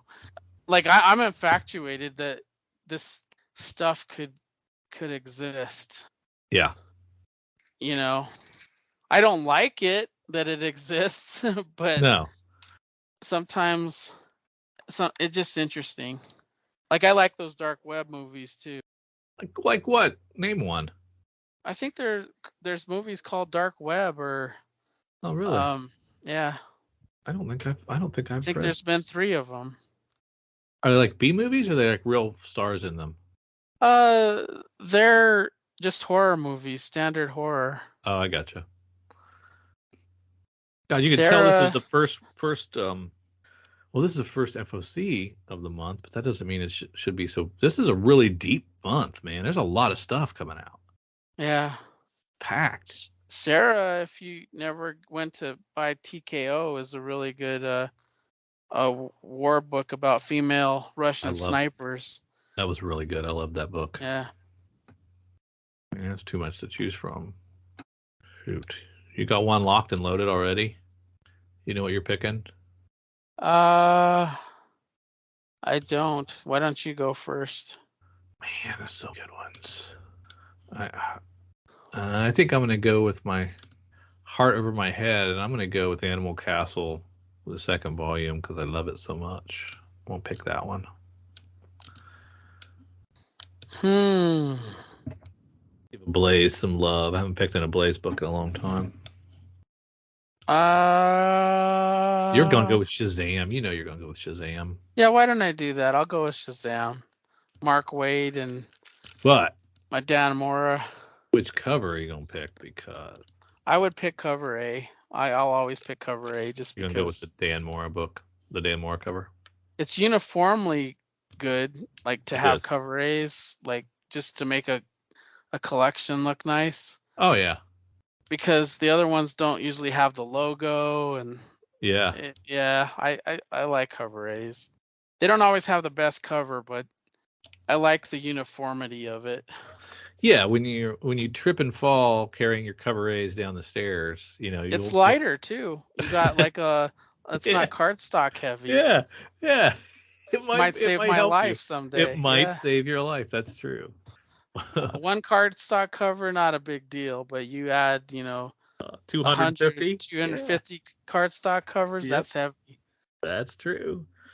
Like, we're going to head over to Cover Price, and I'm going to give you the top 10 if you'd like. You can kick us off. The top 10 on cover price. You're going to give me the top ones? You can take the top ones if you want. You're the guest. All right. The top 10. So at number 1, we have the Terrifics. I'm excited about this one Oh, yeah. because I was a big fan of them launching. DC did this experiment where they made a bunch of characters like Brimstone, who was like Ghost Rider, and the Terrifics, who was supposed to be like Fantastic Four. Did she throw up? Good. Sorry about that. We're That's all right. monitoring Harley, but This was their version of the Fantastic Four with Mr. Terrific, Metamorpho, and Plastic Man, and it's become hot because James Gunn tweeted something, Yes. and they tracked 63 copies. That's pretty good. It is good. Sold at a 7-day trend of 253% with a high sale of 2750 for raw near mint with a fair value market of $16. Meet the Skrulls. This one I also have. It was a good one. Yeah, this was in 2019. This one's being popular because of the Secret Invasion on Disney Plus. And Amelia Clark. Yeah, and Amelia Clark. But it had this character called Giah, or I don't know how to pronounce it, but it's Giah, who Sounds appeared good. in this book. And this had a 7-day trend of 324% with a high sale of $200 for a CGC 98 and $21 for a near mint fair market value. Dragonlance, that's pretty cool because I have this one too. This I was buying a lot of DC and I didn't even like role playing. Like I've never even role played, period. Yeah. But this is a pretty cool title if you're into fantasy. And Joe Manganiello, who was in True Blood and one of my wife's favorite actors, confirms he's working with Wizards of the Coast to make a D&D based Dragonlance experience. So yeah. I need to sell mine. That's never going to be hotter than it is now. well, yeah, it's going, for $40. Yeah. For a near mint raw, which was a dollar book or whatever sure. you could fit 25-cent bin. But if you find those stores, I don't ever find those stores. They're usually $1 at the cheapest. Avengers issue 5. This one I do own too. I own a lot of these, but this is the first appearance of 1968. Did I skip that one? No, you said Avengers 5. It's Avengers 52. No, I thought it was 5. Is it 52? I think that's what it says. Is that a misprint on their end? No, it says it's Avengers 52. Scroll down. The first. Is it 52? The first. Wonder Man. Oh, this is the Grim Reaper. This is not the first Wonder Man. This is the first appearance of Wonder Man's brother, the Grim Reaper. Gotcha. So they're thinking because the Wonder Man show is coming, that it'll obviously have his brother. Might have the Vision because of their relationship, but might even have Scarlet Witch because of their relationship in the comic book. But the book is already on the move. It had 15 copies. Actually, when I'm reading the text, it says Avengers issue 5. That's weird, but it is 52. I wish the Disney Plus guy that's greenlighting those series was the same guy at Warner Brothers, HBO Max, greenlighting their series, because we'd get a lot more and we wouldn't get all these damn movies that are getting canceled and the plug being pulled on them. Well, I actually, just to sidetrack just a little bit, I think they've oversaturated the market and people are hungry for something different. Like I think that's why like movies like Cocaine Bear and they're doing really well for what they're made. So they're like the big superhero movies when they were $100 million to make, they're not as profitable anymore because they're making 100 million. Yeah. So before they were making, more than that, like 500 million to 1 billion, and now they're just not cutting the mustard. But you can't because I think people have you can't oversaturated. You can't make comic book movies cheap. Yeah, you can. You could do a Daredevil or Spider-Man, or you could do something Spider-Man ain't cheap. Level. It could be. It depends on the villains you do, or you could do. I mean, you'll always spend a lot, but it's all about return on investment, right? That's why horror movies do so well. Yeah, because they don't cost anything. They cost anything. Right. They make it for like 10 million, and they make like 80 million to 100 million. They turn like a wick. That's why Blumhouse and all these studios are turning such a profit, because it's what they invest in and what they made. So like if you start looking at like just ratios, Some of these aren't impressive, and they've oversaturated it, in my opinion. We used to be hungry for superhero movies. Like, they come out like once every 5 to 10 years, and you were like, thank God I'm getting a superhero movie. Now we're getting like 5 or 6 a year. Yeah, and it's like, ho hum. I'm not sure. Which one am I going to go to the theater for? Which one am I going to wait? Blah, blah, blah. Yeah. Yeah, it's sad. But Just anyway, jaded. this book had a high sale of $1,200 for a CGC 9.6 and a fair market value of $225. I'm glad I bought that a long time ago, for like $8. Um, Harley Quinn number 28. This is a 1 in 25. This one I don't have because I don't get variants. Dan Anymore. Mora too. This really like Dan Mora. He's one of those artists that can pump out a lot of art. Yeah, he's great. He's always on time. He's almost got like a work ethic of the old school artists, which you don't see too much today. But they tracked 21 copies sold, 7-day trend of 205 with the high sale of $40 and a raw copy, fair market value near mint at 34. This one just came out. Yeah. And it's the regular cover. This is the Image one. This is a Kyle Higgins book. Yeah. And this one is The 31 Radiant Black copies. people really like that stuff. I mean, the Yeah. Radiant Black thing is like a whole thing now. I'm 100% in to the Massive verse. I like it a lot, and I'm not a Power Ranger guy. Are you listening to the tie-in podcast? The what? The Massive verse or the Radiant Black? No. I'm a creature of podcast habit.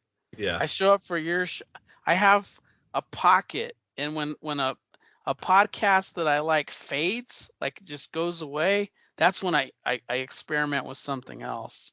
But it's not very often that happens. So you're saying I probably should take a month off because you'll replace my ass.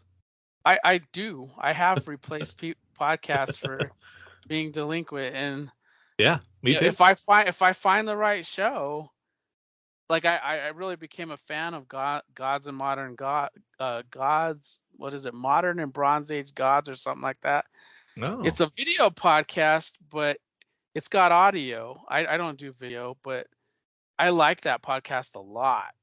And I don't like interviews, but they had Jim Shooter, and I'm a Jim Shooter nut. Yeah. But they talk about speculation a lot. Like, they don't cover deep, but they have an interesting segment, like the 25-year rule, where they'll pick a book that's like 25 years old and like dirt cheap, and why you should invest in it. You know, it's kind of interesting. Oh, neat.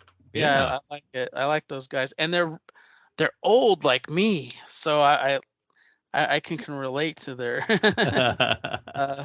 sensibilities anyway.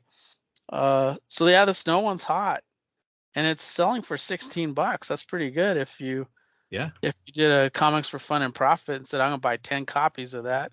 Yeah, you paid $2 for it. You're doing really well. Who would have guessed that though? Like, because it's like the third or fourth Pink one. And Radiant Black and all those other ones, they didn't, like Rogue Sun, and they didn't take off like this. You know, like, so how do you figure that? I mean, Kyle Higgins is out there beating the bushes, man. He sells his stuff well. He has fans. He has fans. And he's good with fan service and taking care and getting fans hyped up for stuff, which is cool. Yeah. Star Wars Return of the Jedi, Jabba's Palace. This is one I really wanted because I like Jabba the Hutt. I used to like the Dark Horse Jabba one-shots. I thought they were pretty fascinating. But this is a variant. It's a 1 in 25 Alex Maleev. This it's got a 7-day trend of 72% with a high sale of $49 and a raw copy going for $19. I never know, like, ratio if that's good. Like, I don't know. I don't either. Yeah, exactly. Because it seems like at least my LCS would have sold it for, $20, which is which is more than the fair market value. My 1 in 25. I'm not gonna get it for $25. It's going to be more. Yeah. Most of the time. Some places maybe not, like a Midtown or something. Yeah. Number 8, Deceased War of the Undead Gods. This is a Ben Oliver homage to the Purple Rain. You guys talked a lot about this one. Yeah.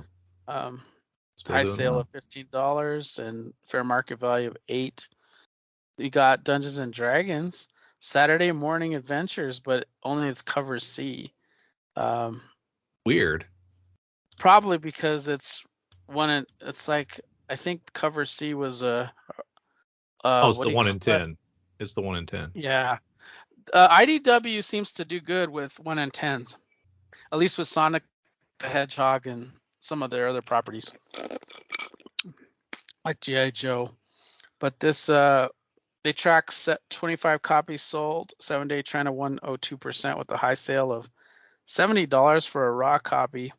That's all nostalgia. That's all nostalgia.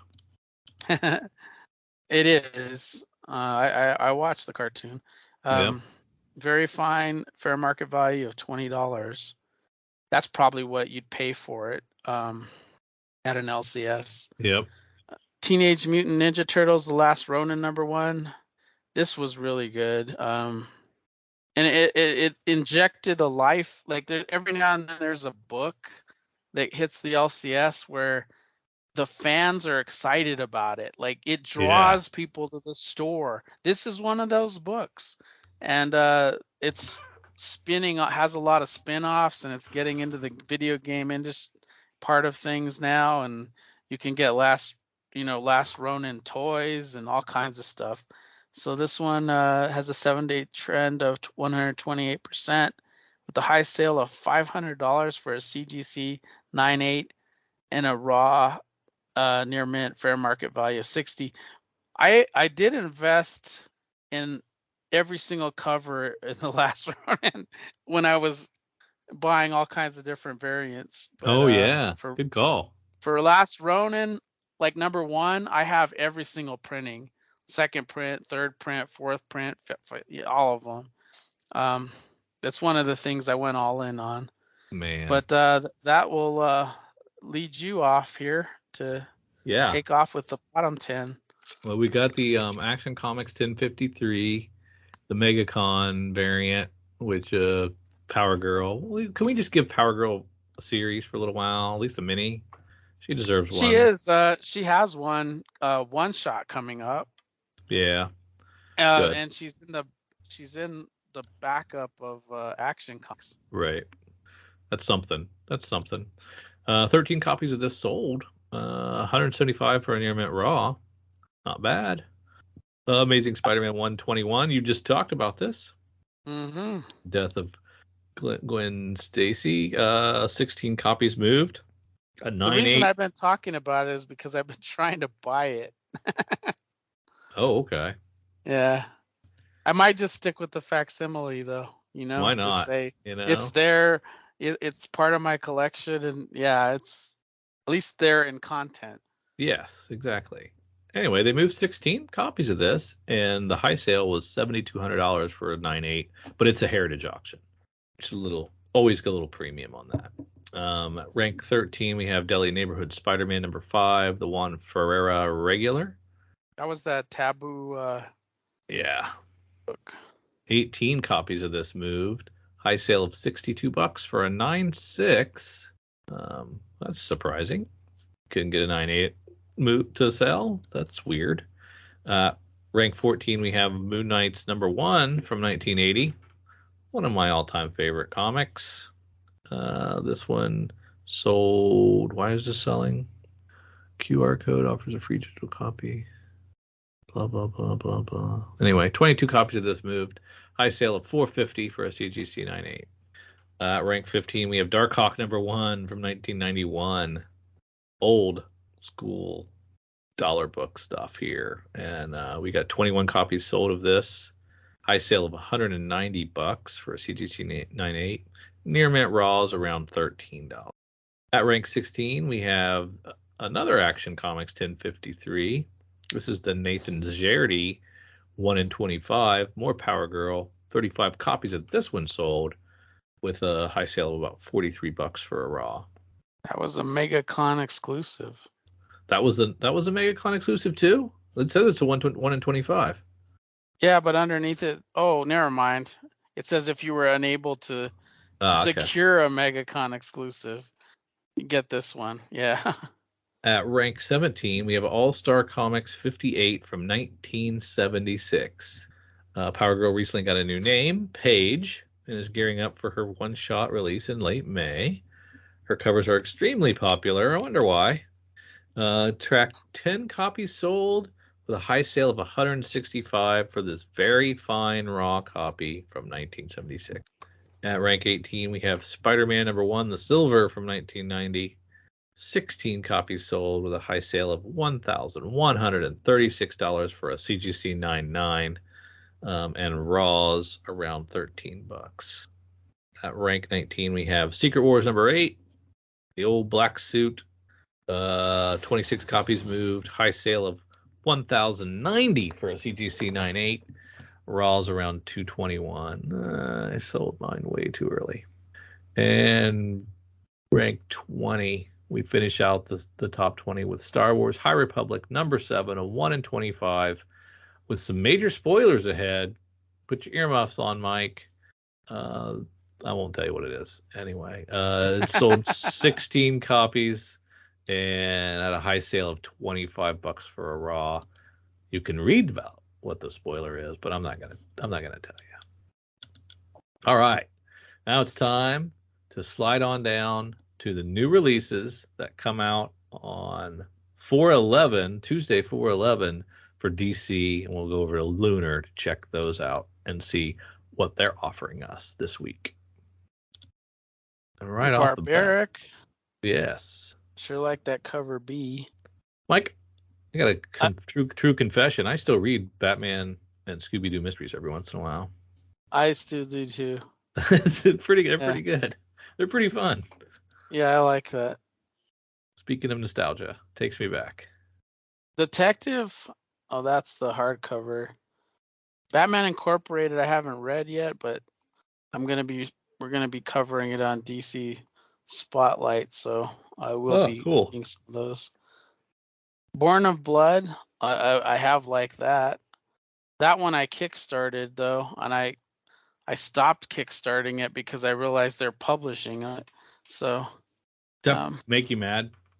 Born of Blood is like, if you're like into the 300, it's like a female version of 300. Oh, okay. Yeah. Okay. Danger Street, I'm excited to read, but with Tom King stuff, I like to read it like in one sitting because I agree with you 100%. But I'm back to the Born of Blood thing.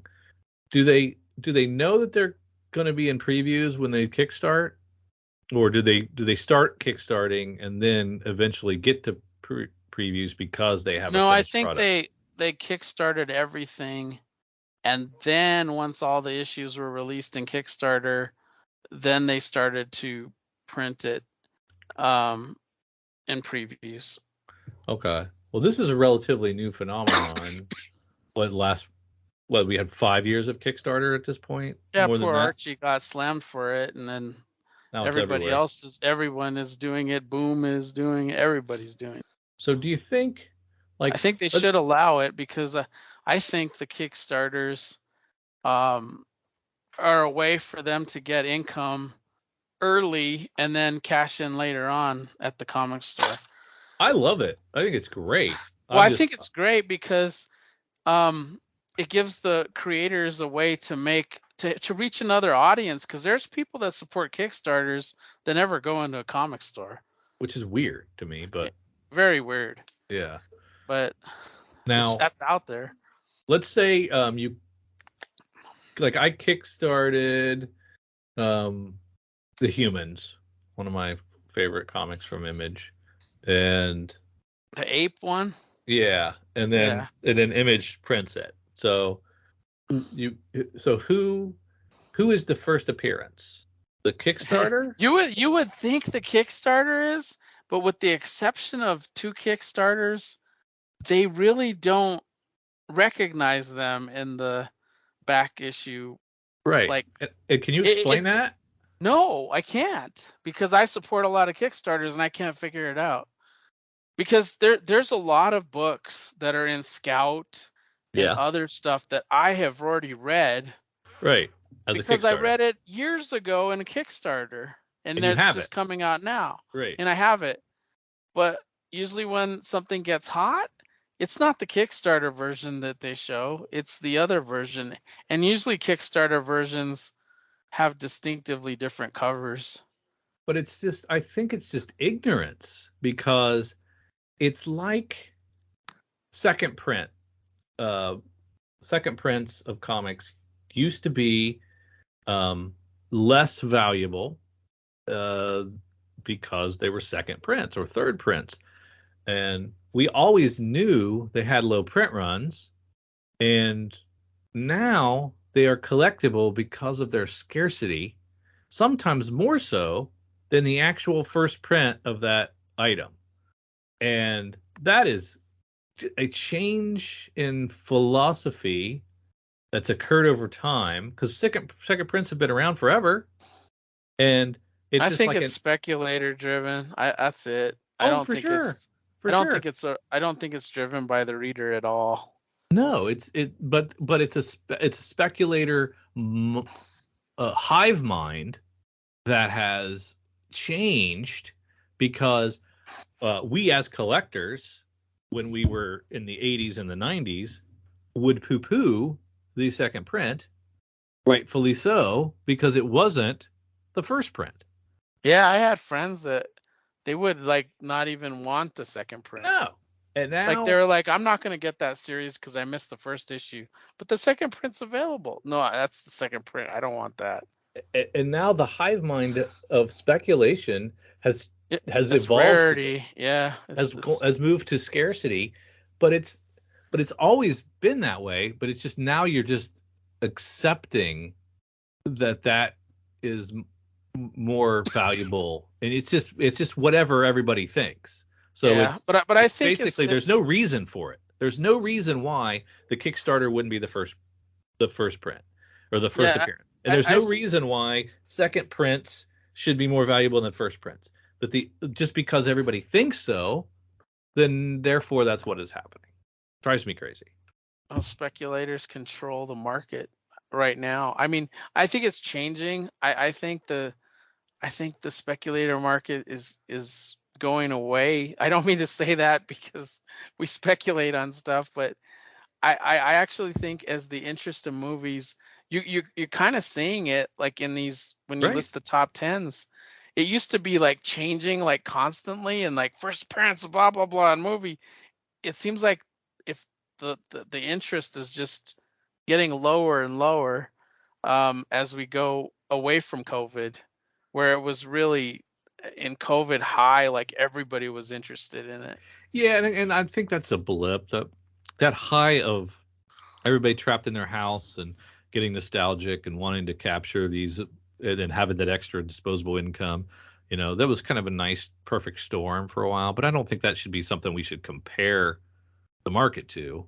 I think No, if I you think move it's if you going move back that to blip going aside, back to what was before. yeah, and if you move that blip aside, and there's still a trajectory of keys going in a steady upward slope from 19 I to just think 21. I think it's going away from modern keys to classic keys. That that's what I'm seeing. It should be. I mean, it should be Yeah. the tried and true always. But there's always been the flash in the pan hot Yeah, spec. but I think Always. flash in the pan, with the exception of a few characters, is you got to hit it and then leave. Like you got to sell it at its peak and then get out, because it's not going to always be there. Like the interest is just going to dwindle unless it's a major character. The Yeah. interest won't go. Unless your mic can have 3 storage units to hold all this stuff in and wait it Yeah, out, that's because right. the Valiant stuff in the 90s that was like hot because it was hot as heck, and then oversaturated and gone, is now hot again. Some of those early books were hot again. Not as hot though. No, definitely not as hot. It's been a roller coaster. It went hot again when Bloodshot hit the theaters and they thought, Yep. oh, they're going to launch a Harbinger movie now. Oh, they're going to launch this. And then things kept on going up. Ninjak's next. And now they're back on the downslope, and Valiant proper, the company that owns them, they're only doing like one book a month now. So it's like their momentum is just that's too sad too. Yeah, they're still doing good. Like I still enjoy their books. I just they're at the point now where they don't want to publish two at a time, or they don't find it financially feasible. I hope it doesn't ever go away. No, those are great properties. I think always need to be. I wish they could print a few more of them, and keep them out there. Yeah, but I would like to see like 3 to 4 a month. yeah, I think that would be fair, but I don't think the demand is there anymore. And now that the I think the passion behind the characters was driven by the guys who bought it in the first place, and now that they've sold it, this other company just wanted to make movies. Like they wanted to turn this into something and it didn't pan out the way they wanted. which was too bad because I enjoyed it a lot. Yeah, Bloodshot was a good movie. I liked it. Just it had bad timing. I actually think there's truth to like releasing movies at the wrong time. And I think Bloodshot was like a suffering of the COVID. Oh, for sure. 100%. I think if it was like a healthy, like people didn't have the COVID, I think it would have drew way more fans than it did. If it was released in 2019, it would have blown up. Oh yeah, I think it would have. And I think Shazam releasing when it did, like by Creed and by Scream and by everything else, was a horrible idea. They should have released it in January, February, when all that was out was Avatar. Like you couldn't go see any other movies that were big movies. Like they waited until they released all these blockbusters to compete in the terrible market. So yeah, I think releasing things and when you release them is very important. You got to look at the competition. Yeah, because you can't. Everybody wants July 4th and Memorial Day weekend, and you got to stay away from those unless you've got the tentpole. I don't know what the big one is. Is it Marvels? Is that coming out this summer? I don't know what the big one is this summer. Guardians of the Galaxy's coming out. Yeah. Blue Beetle. They got a lot of movies. DC has a lot in the queue. DC's suffering because they're releasing stuff when people are sort of burnt out. Like at least I feel so. They're hungry for other stuff. I think Guardians will do well. I think it will, because I think fans have like embraced the characters. Yeah. Yeah, I think Guardians will do well, and it'll just revive the whole, Marvel movies are great, DC movies suck debate. We'll have to hear that again, because it'll be. I mean, I thought the trailer to Blue Beetle looks fantastic, though. I think it looks very true to the comic. Yeah. Excellent. But we should get back on these new releases. We probably should. What are we looking at here?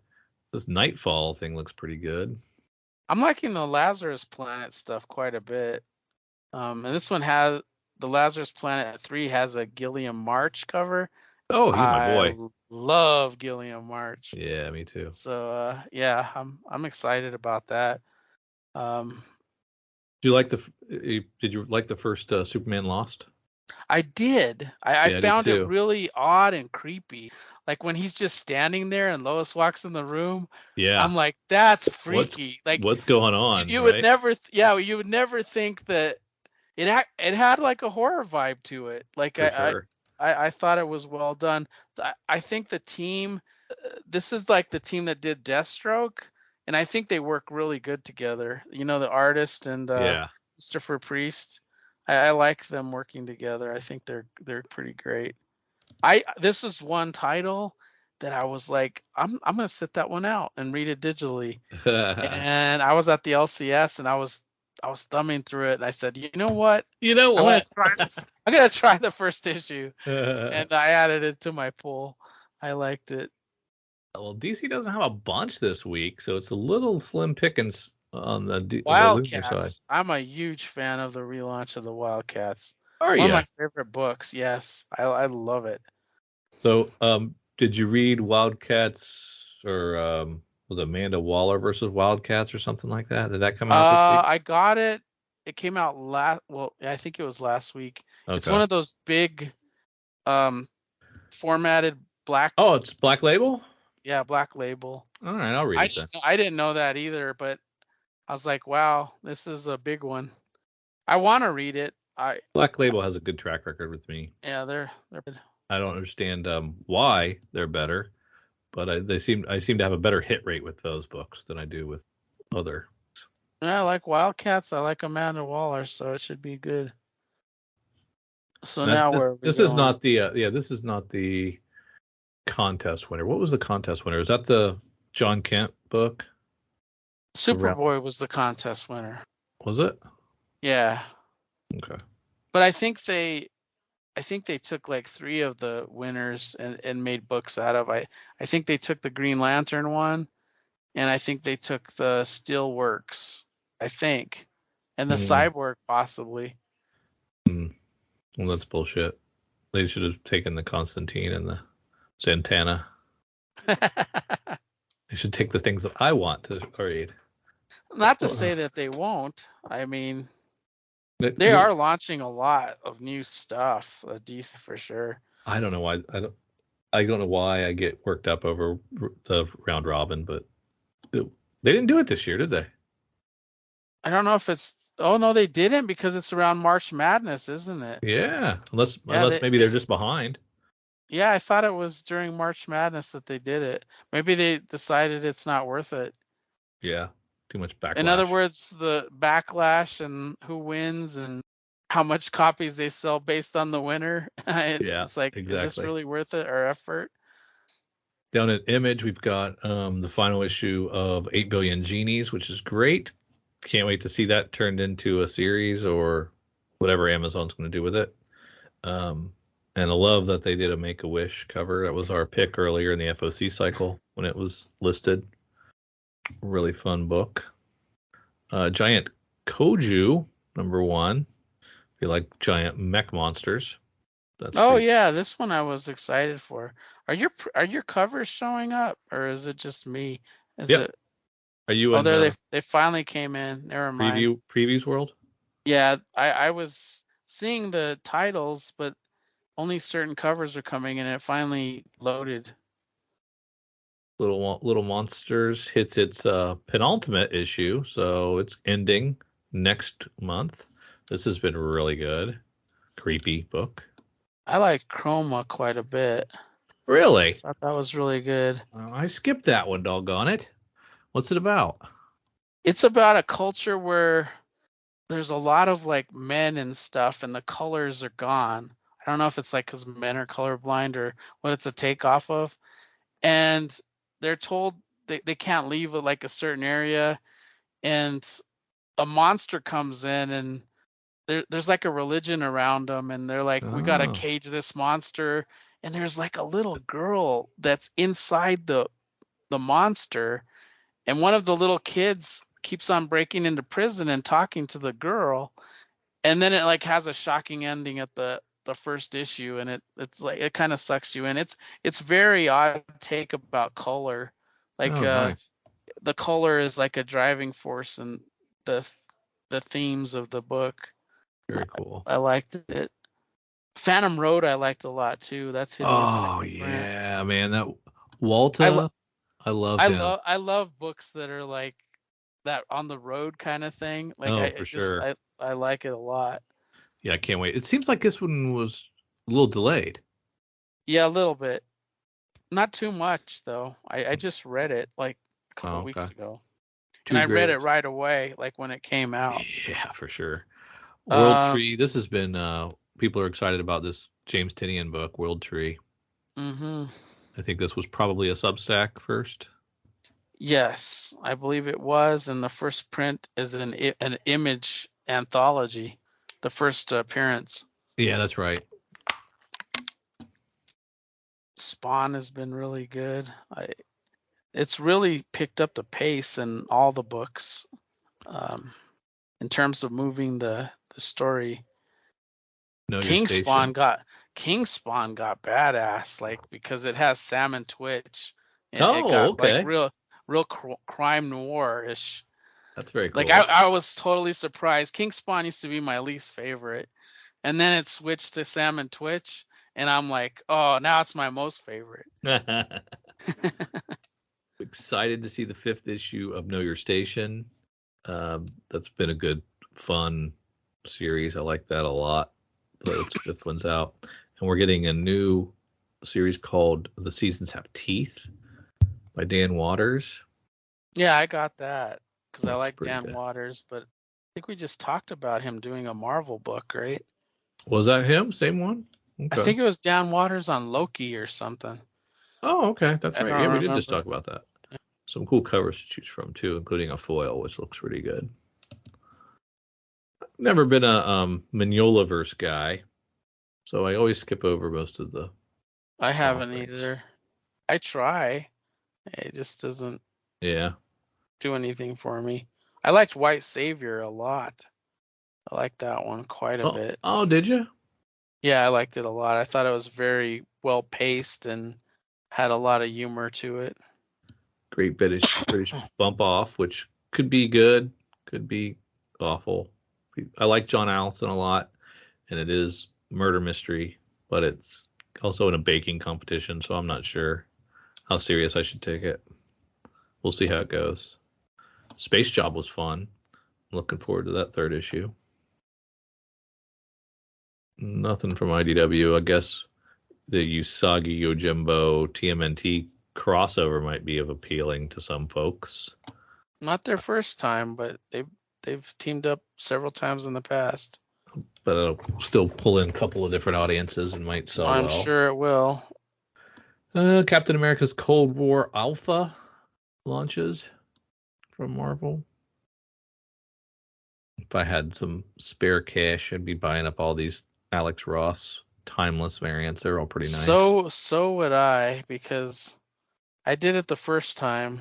Yeah. And they just look amazing, and if you put them next to each other, they even look more amazing. Right. And yeah, make I like your own them a connecting, lot. right? Yeah. A lot of free comic book day stuff, and I don't know why it's listed here because you can't get it until the 1st of May. Marvel Voices Spider-Verse #1. I think I missed this one. Okay. So we're going to let some of this like the up and comers, we're going to let them do Spider-Verse books or stories maybe? Yeah, could be a spec book. Yeah, might see something new.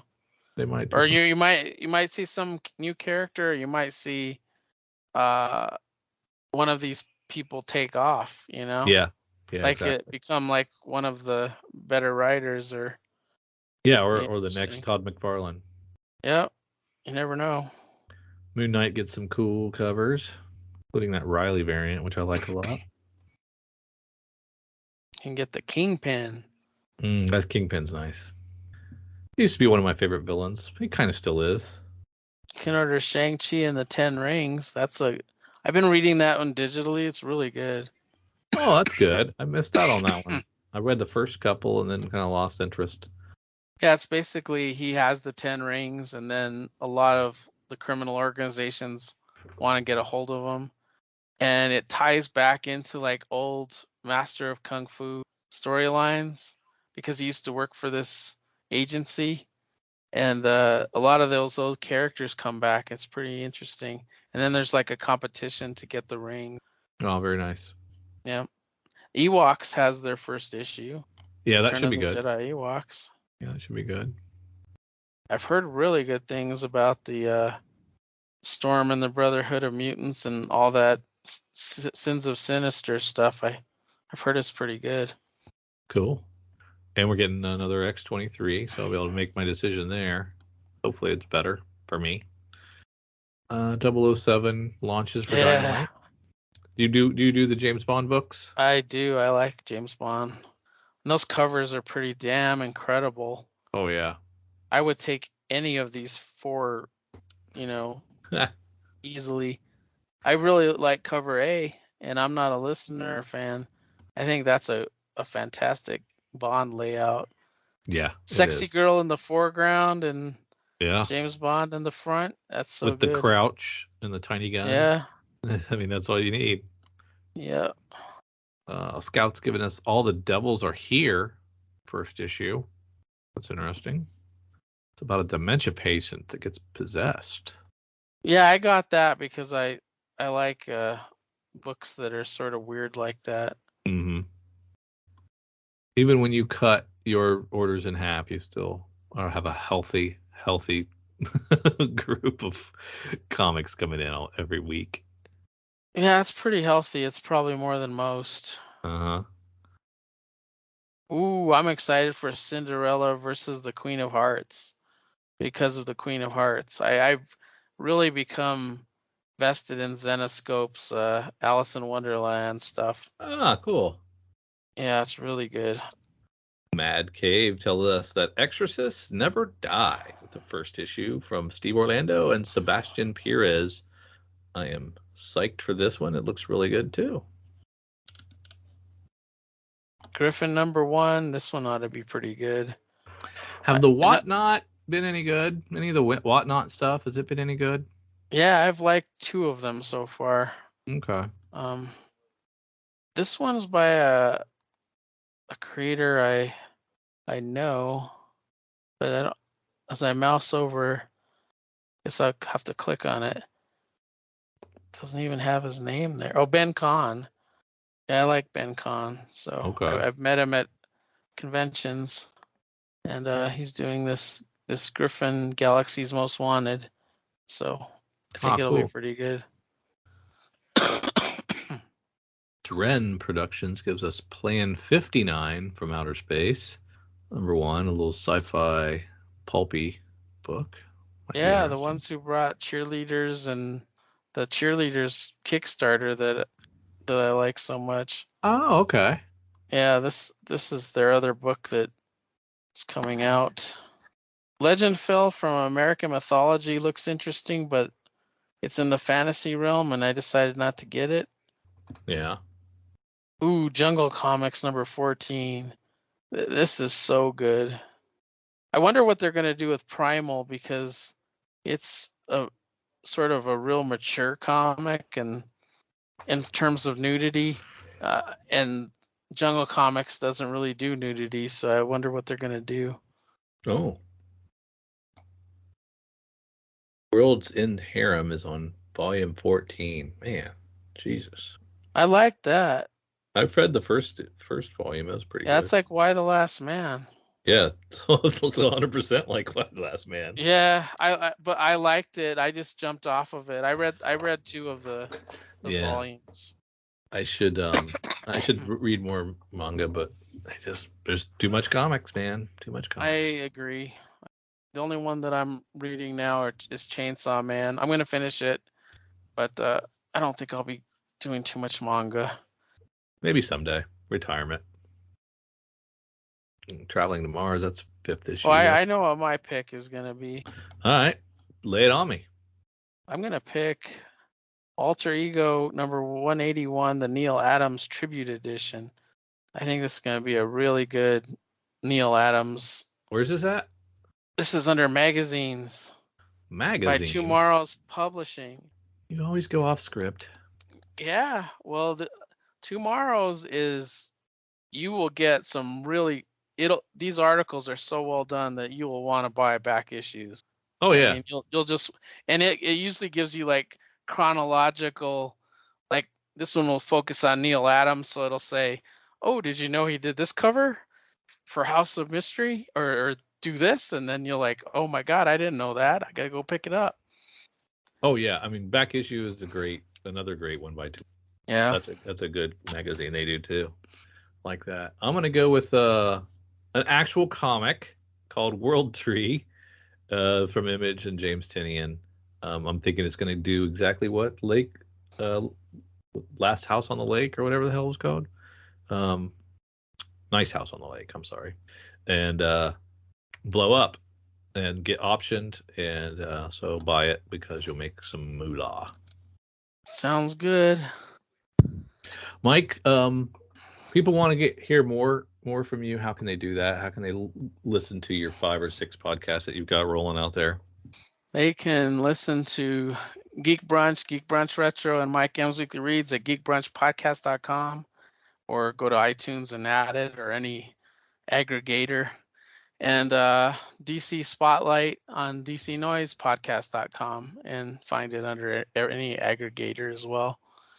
If you want to reach out to Mike, you can do that at Omactivate. No, it's right? At Mike Myers Brunch. Omactivate's the handle. The handle, yeah. Okay. At Mike Myers Brunch on Twitter. Yeah. That's where I find him most of the time. And you probably can type the handle and it'll come up on search. Yeah, that's true. That's true.